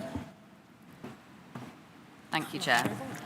The Totoaba has long been subject to illegal fishing and illegal trade, which has not only negatively impacted this species, but also led to the significant decline of the vaquita. It is crucial to the conservation of both these species that parties eliminate supply and demand of illegally sourced specimens and actively support the recovery of Totoaba and vaquita in the wild. The UK recognises the complexity of the situation in the Gulf of California and the challenges involved, and we welcome the efforts made by Mexico to date. However, we are significantly concerned by the lack of progress made in the areas highlighted by the Secretariat. It is essential to the future survival of 2 Appendix 1 listed species that urgent and effective action is taken to implement the decisions previously agreed. Time has almost run out for the vaquita, and unfortunately, failure to tackle this illegal trade means very soon our discussions here will no longer be about what we must do, but what we should have done. The UK thanks the US for bringing forward strengthened and measurable decisions. We recognise there are 2 documents under consideration, but our preference is for the decisions included in the document 29.2.2 tabled by the US. However, we would also support the decisions in the proposal from the Secretariat. We also welcome the decisions made at the 75th Standing Committee and strongly encourage Mexico to urgently develop and implement a comprehensive compliance plan to avoid the extinction of 2 Appendix 1 listed species. We do, however, note the interventions made by Mexico at SC 75 and today relating to the need for destination and transit countries to be held more accountable. We would therefore support more involvement of relevant destination and transit countries in the compliance process and the implementation of the Compliance Action Plan. Thank you, Chair. Thank you, United Kingdom. Japan. Thank you, Madam Chair. Japan recognizes that Mexico is investing numerous resources to prevent illegal fishing, and we support Mexico's proposed next steps. Japan encourages the Secretariat to initiate as soon as possible a study of the status of the illegal trade in Totoaba. We understand this information is essential to understand the whole scope of the problem in order to suggest adequate actions to address the problem. Japan prefers 29.1.1 than 22.2 because the approach of the document places all the effort to combat this illegal trade on a single party, which is the point of extraction of the Totoaba. Thank you. Thank you, Japan. European Union. Thank you, Chair. The EU and its member states want to thank the Secretariat for all the work on this issue, especially for its second mission to Mexico and the substantial report thereof. We appreciate the good progress that was made by Mexico, but there are still areas for improvement, especially the controlling of unauthorized launching sites. We are worried that these are insufficient in preventing fishers using gill nets from entering the Vaquita refuge and zero-tolerance areas, and therefore, these areas are not maintained and completely gill net-free. We urge Mexico to step up enforcement and focus on key places that might be used by fishers. Also, strict zero-tolerance policy and strict penalties should be implemented. Mexico needs to improve and streamline controls of fishermen in the Gulf to prevent circumvention. Enforcement also needs to be improved by inspecting possible places where manufacturing, possession, or selling of gill nets might occur, seizing unauthorized nets, and fining fishermen involved in illegal activities so that it does not pay them to continue these activities. Without strong and immediate actions, it will be possible to prevent the extinction of the vaquita. We are open to consider additional points. Thank you very much. Thank you, European Union. I have 5 more parties on my list, so I will close my list. And I will take them in the order that I see them. Senegal, you have the floor. Merci Madame la Présidente. Le Sénégal note que la situation critique de la Coupe McDonald's est désastreuse. En 2016, la conférence des partis s'est réunie à Johannesburg et a adopté des décisions sur la Coupe de McDonald's. À l'époque, on pensait que la population de la Coupe de McDonald's comptait environ 30 individus. 6 ans plus tard, la population a diminué de 67% pour atteindre environ 10 individus. À ce rythme de déclin se poursuit, la Coupa aura disparu d'ici la prochaine COP. Au regard du long réquisitoire du Mexique et des amendements apportés par les États-Unis, nous demandons, Madame, Messieurs, pour chahuter un peu, que cette espèce qui comporte en mon nom, quelque part mon nom, je m'appelle Abba, Toto Abba, donc je demanderai vraiment que des décisions soient prises pour protéger l'espèce. Nous soutenons fortement les amendements fournis par les États-Unis. Merci.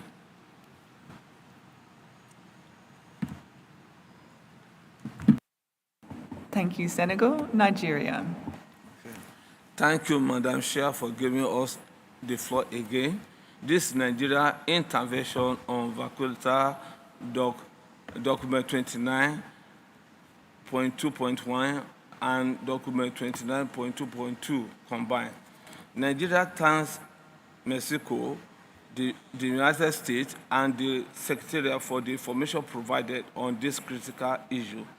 We have had the many actions taken by Mexico over the year, but the Vaquita population is still suffering from illegal fishing and international trafficking in Totoaba. The findings from the Secretariat mission were very helpful in understanding the enforcement effort to date. Nigeria knows that the Secretariat expressed concern about the effectiveness of Mexico implementation, taking those findings and other information into account.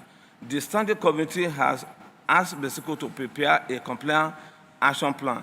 Therefore, on this premise, Nigeria strongly supports the amendments offered by the United States to the Secretariat decision because it will help it clear the conference of the party consider this as an urgent issue that requires intense attention and ongoing action. I submit. Thank you. Thank you, Nigeria. I'll take Niger, followed by Benin. Niger.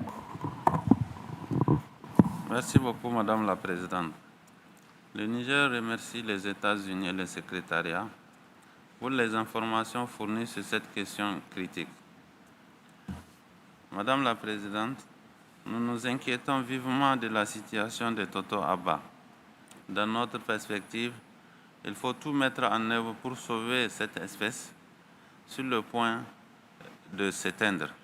C'est notre rôle et il ne faut pas être inactif. Nous soutenons les amendements soumis par les États-Unis à la décision du secrétariat car ils contribuent à montrer clairement que la conférence des parties considère qu'il s'agit d'une question urgente à résoudre sans équivoque. Je vous remercie beaucoup, Madame la Présidente.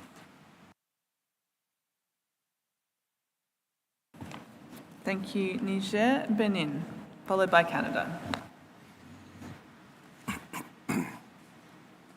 Merci, Madame la Présidente. Nous apprécions l'attention des partis sur cette question et l'engagement du secrétariat de la CITES. Nous sommes très préoccupés par la situation et le statut de la Copa de Maldonado. Et dans cet esprit, nous soutenons l'amendement des États-Unis car nous avons la ferme conviction que cette décision permettra de renforcer la surveillance et surtout de prévenir l'extinction de l'espèce. Nous ne doutons pas des efforts fournis par le Mexique, mais nous pensons que c'est le moment pour la COP d'agir afin d'éviter que l'espèce disparaisse. Nous soutenons donc l'amendement des États-Unis. Merci.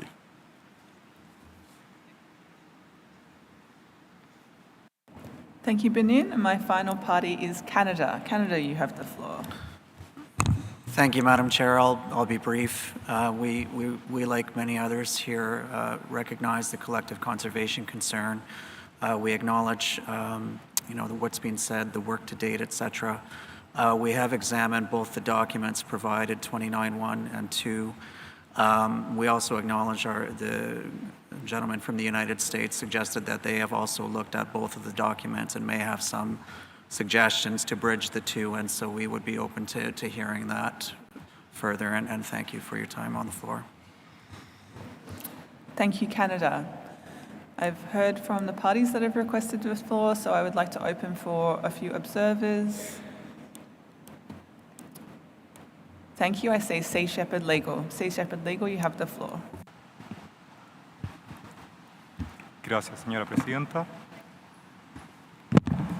Nos gustaría proporcionar una breve actualización técnica en nombre de nuestra organización hermana, Sea Shepherd Conservation Society, quienes se encuentran trabajando 24/7 en la primera línea junto al Gobierno de México en la aplicación de las regulaciones vigentes a la zona de tolerancia cero, incluyendo el acuerdo más actual para proteger a la totoaba y a la vaquita. Esperamos que esto ayude a proporcionar datos adicionales y útiles para este debate. Sea Shepherd publica reportes periódicos de los avistamientos de embarcaciones en una sección especialmente dedicada para ello en su página web, desde el 29 de septiembre del año en curso. Es importante destacar que estos reportes no solo proporcionan el número de embarcaciones avistadas, sino que también, a través de gráficos y tablas, documentan cómo estos números varían a lo largo del día. Estos informes son preparados a diario, en tiempo real y en la zona de tolerancia cero, por biólogos especializados y oficiales de barco que están en contacto directo con la Armada de México. Esta forma de trabajo y colaboración permite evaluar tanto la reducción del tiempo de calado de las redes en la zona de tolerancia cero, el esfuerzo pesquero, como las respuestas a las intervenciones de la Armada de México, ambos indicadores posiblemente fundamentales del éxito en la reducción de la mortalidad en el agua. De estos informes publicados, cabe destacar que es correcto señalar que se han avistado embarcaciones en la zona de tolerancia cero, pero también es importante mencionar que estas cifras y el número de las redes desplegadas se ven disminuir rápidamente en respuesta directa a las intervenciones de la Armada de México. Aunque el objetivo es conseguir que el número de redes en la zona de tolerancia cero llegue efectivamente a cero, creemos que es importante reconocer que, como se demuestra en la información disponible por nuestra organización hermana, es evidente que el Gobierno de México y la Armada de México están trabajando fuertemente para mantener las embarcaciones fuera de la zona de tolerancia cero y las redes fuera del agua. Para terminar esta intervención, nos gustaría compartir con ustedes que nuestros colegas de Sea Shepherd acaban de informarnos que su nuevo barco de largo alcance, el Seahorse, ha comenzado su viaje al Golfo de Baja California. Esta embarcación será capaz de permanecer en el mar durante periodos muy largos de tiempo cerca del centro de la zona de tolerancia cero, proporcionando apoyo adicional al Gobierno de México. Muchas gracias, señora presidenta. Thank you, Sea Shepherd Legal. I have one more observer asking for the floor, so I will take one more observer. Animal Welfare Institute, you have the floor. Thank you, Madam Chair. I make this intervention on behalf of the Animal Welfare Institute, Center for Biological Diversity, Environmental Investigation Agency, Natural Resources Defense Council, Eurogroup for Animals, Robin Dubois, Wild Aid, Born Free, Law of the Wild, and Oceana. We thank the Secretariat in the United States for their documents and align ourselves with the comments made by the United States, New Zealand, the United Kingdom, Senegal, Nigeria, and other countries that raised concerns, serious concerns about this situation. As I noted on Sunday at SC 75, the vaquita porpoise is heartbreakingly close to extinction due to entanglement in illegal gill nets used to capture totoaba, shrimp, and other species in the upper Gulf of California. Totoaba are caught due to the immense value of their swim bladders that are trafficked to Asia and primarily China. This is the third CITES COP in which the parties will be urging Mexico to meet its obligation to control the trade of totoaba from its borders. When the parties first engaged on this issue, as other speakers have said, there were 30 vaquita. Today, only 10 remain. Despite Mexico's repeated promises to get this situation under control, it has not, making this a situation of incredible conservation urgency. The parties have asked Mexico to eliminate vessels and gill nets in vaquita habitat, particularly the zero tolerance area and vaquita refuge. 3 COPs later, vessels and gill nets are routinely found in these protected areas. As an example, during its mission, the Secretariat documented 15 fishing vessels launching illegally without the required inspection in just over an hour from the seashore in San Felipe. They also noted that fishermen reported that illegal fishing occurs daily and in plain sight without any consequence. Less than 2 weeks ago, on November 6th, the Sea Shepherd Conservation Society, as noted by the previous speaker, reported as many as 30 pangas illegally present in the zero tolerance area and a high of 110 vessels in the vaquita refuge, all engaged in net fishing. The day before, as many as 160 vessels were identified fishing for shrimp, likely using illegal gill nets in the vaquita refuge. This level of enforcement is not and cannot be acceptable. We need action, not more reports or missions. We believe this record justifies an immediate suspension of trade. Sanctions, when the alternative is extinction, are not disproportionate or unfair. Barring that possibility, the parties must direct Mexico in the strongest and clearest language possible that this cannot continue. Accordingly, we support the United States' proposed decision text on this issue, which we feel is both stronger and clearer than that offered by the Secretariat. But we welcome the Secretariat's text with amendments proposed by the United States. Finally, Madam Chair, we further urge the parties to direct the Standing Committee at SC 77, when it reviews both Mexico's implementation of the compliance plan and the current decision text, to consider compliance measures and expressly state that the Standing Committee consider a potential trade suspension against Mexico if illegal fishing continues. With 10 vaquita remaining, this is CITES' last chance to get it right. Thank you. Thank you, Animal Welfare Institute. So, having heard our discussion, what I'm hearing is quite a bit of support for the United States decisions. But I have had the United States offer to work on a consolidated version between the secretariats and their version, and I have heard some support and interest in looking at that common ground. So I'm looking to the US to see if you would still seek to work on your decisions.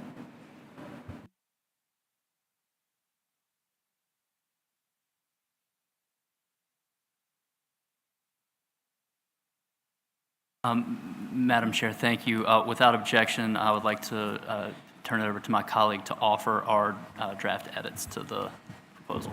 If you could just hold that, I'm just interested in what your proposal might be, because I think I have seen a draft and it is a little bit extensive for the floor to follow. So I'm asking you whether or not you are still prepared to offer your edits to the committee.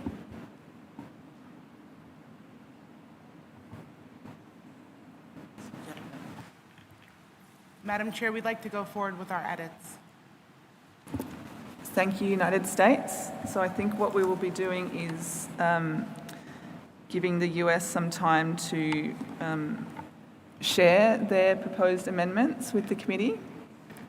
I've heard Mexico asking for a working group. I wonder if it might be a little bit simpler for the United States to take their documents to the interested parties directly rather than setting up a working group. I mean, I can set up a working group if you like, if that would be more simple. Thank you, Chair. I'm not entirely sure of the question. We certainly don't believe that a working group would be constructive.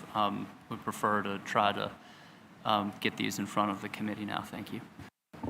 Okay, thank you. I think we will need to do that via an in-session document rather than reading them directly into the record. It's just a little bit complicated to do in this forum to the degree that you seem to have done so. So if you can arrange to have them officially submitted via a in-session document, a COM document, that would be great, and we will come back to them. I think this is a really constructive way forward. I just would like people to be able to actually see them, and I don't have any other way to do that.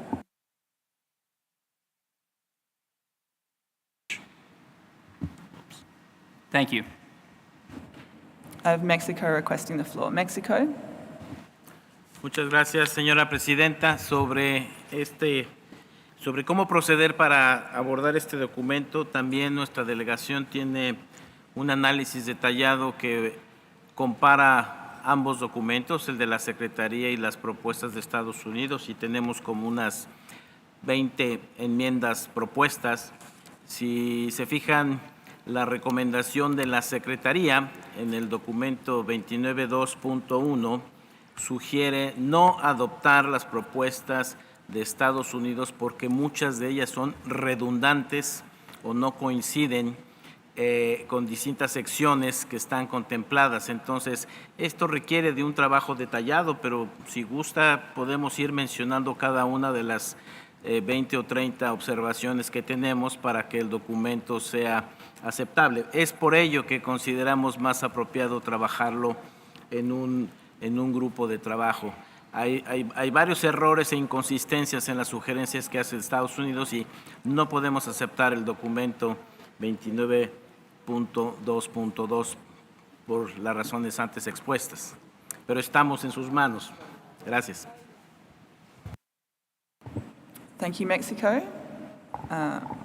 Based on your statement, I will establish a working group to consider the two documents in front of us and the United States proposed amendments and also the analysis that Mexico has completed. So I will have to establish a working group. I don't think that it's efficient use of the time in the committee room here to go through all of the more technical matters. So I will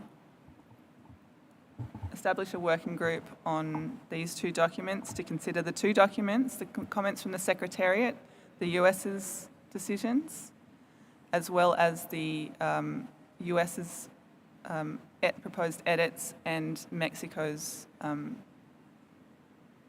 information. So I will, if you could clear my list. Oh, US, do you need the floor? US. Yes, Chair, thank you. We understood that you had already made a decision to allow us to submit a document for review and discussion at a later time, so that's inconsistent with establishment of a working group at this time. Thank you.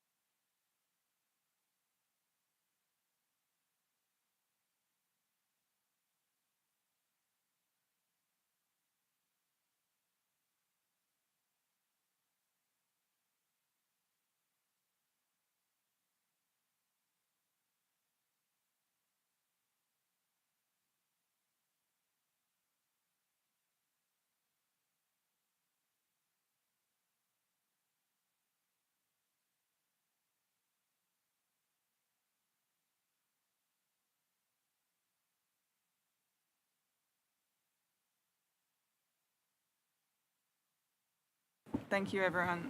I was just trying to put thoughts and procedures together in the best way to do this. So what I have now is the US with a document that they're prepared to submit as a COM document.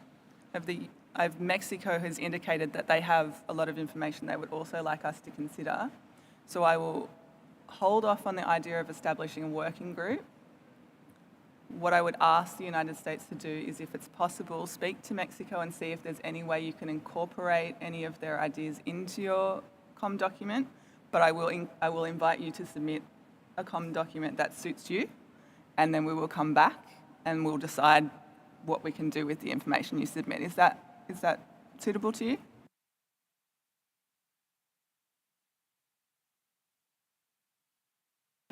None of our microphones are working. I'm saying yes from the United States. What we will do, the United States will submit a doc. I would encourage consultation with Mexico, but it is your document. So we will consider that document next week at this stage. Mexico, you have the floor. Gracias, señora presidenta. Me gustaría un poquito más de claridad en el curso que usted está proponiendo. Está sugiriendo que sean Estados Unidos quienes presenten un documento COM. Eso no me queda claro qué es exactamente.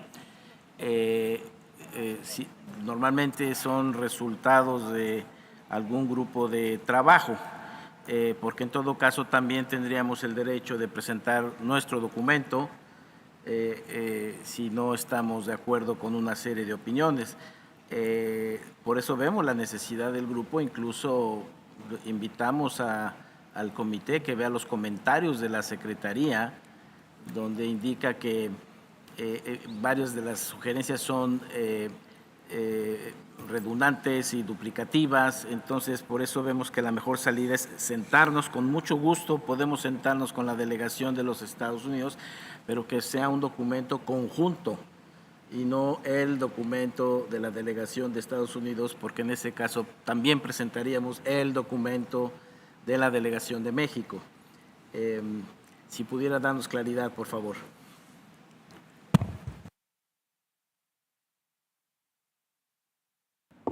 Thank you, Mexico. Your thinking is similar to mine. So that's the basis on which I've invited the United States to communicate with you to see if there's a single COM document that could be submitted.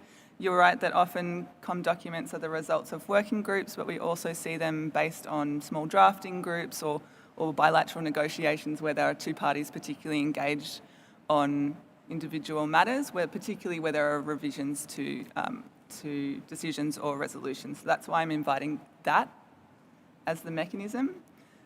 So I will hold my idea of a working group, your suggestion, until I see what we see, and if we need a working group, we will go there. If that's suitable to you, Mexico, I will go back to United States. Thank you, Chair. I would just like to clarify that there are edits that we will be submitting in a COM document is working off of the report from the Secretariat rather than our document 29.22.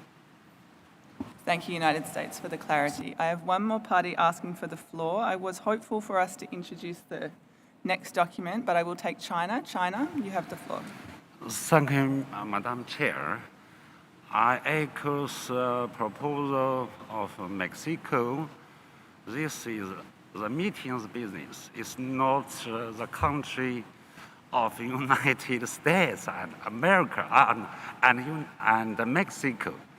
And also China is another very important side. So my proposal is that we should have a working group, and if we invite the relevant parties to join it and try to get a consensus there, then submit the proposal to this committee for adopted. That's my proposal. Thank you. Working group. Thank you, China. I've indicated that I might consider the need for a working group. I would just like to see the documents that I've requested first. The usefulness of having them in COM docs or in session documents is that the committee can see them and can engage on them. So obviously, once we have the documents, I will be encouraging parties to consider them. And then once we have seen them and the committee has considered them, I will decide whether or not a working group will be productive. So that's the decision I've taken at this point in time. The matter is not closed, but that's my decision for now.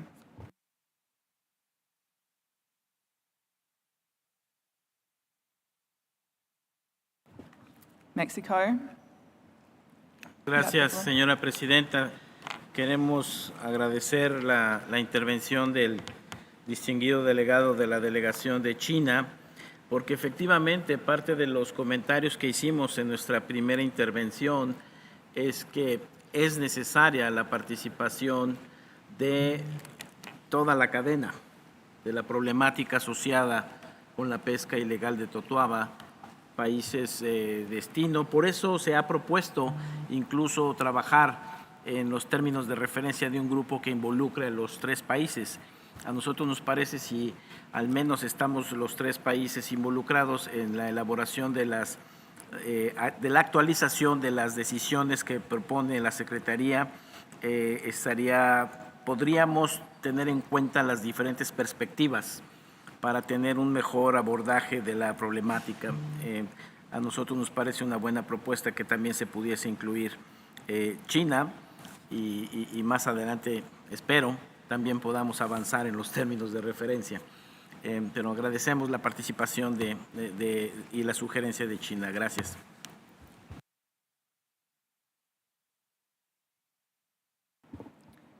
Thank you, Mexico.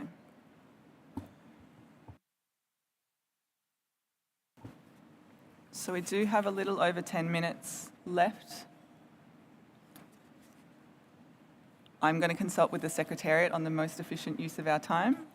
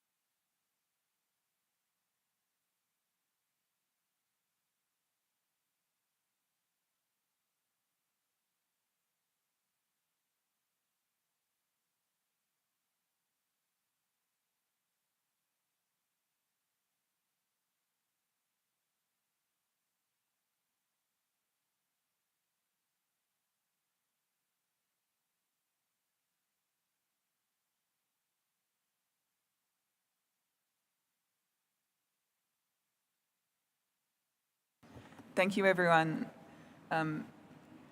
As it is the weekend in about 10 minutes, I am not going to take CoP19, document 19 on CITES and forests, because I think we owe that a bit more of a cohesive discussion. So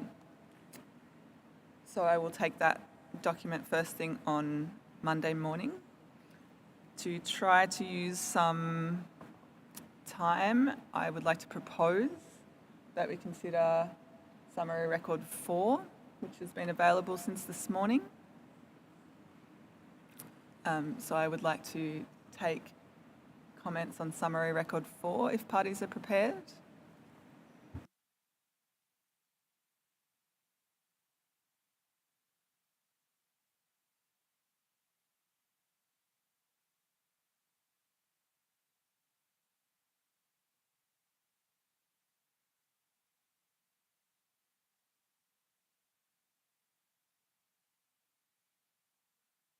United States.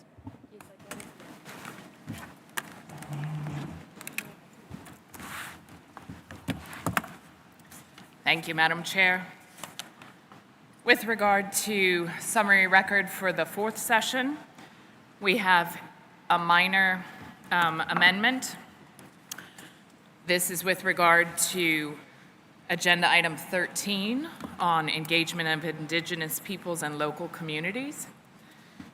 It's page 3 in the English version, and it's the third paragraph. And the paragraph begins with the United States of America. And our suggestion is to delete the words as provided through to and. And so I'll read the paragraph or the sentence with our amendment. The United States of America was of the opinion that parties should engage Indigenous peoples and local communities, parentheses IPLC, in CITES processes at the national level. Thank you, Madam Chair. That's all of our amendments to this record document. Thank you. Thank you, United States. We've captured that.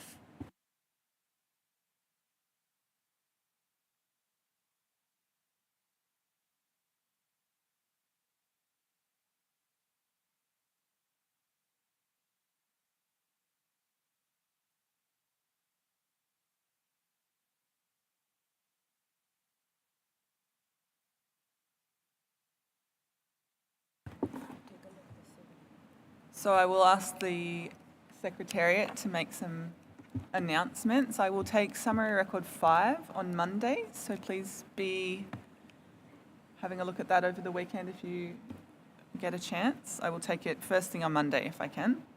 Secretariat, you have the floor. Thank you, Chair. A few announcements. Due to the earlier evacuation of Committee 1, they lost an hour, so the Committee 1 will continue for an additional hour until 6 o'clock. That, of course, has an impact on the side event that was scheduled to take place in Canal 3. That side event has been moved to ISTMO 2. So CITES and Fisheries will now take place in ISTMO 2. So please take note of that. And then, of course, the Working Group on Action Plan on Gender-Related Matters will meet at 5:15 in Caribe 6. I would like to please remind everyone not to remove the headsets and these receivers from the venue. If you, by accident, took some with you, please make sure that you return it tomorrow.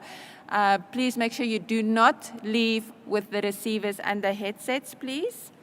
And I think that's it from my side. Oh, and please do not forget your voting cards in the machines. Thanks so much.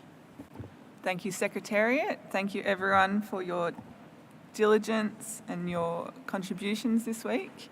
I hope you enjoy your weekends. Please get some rest. Please enjoy Panama.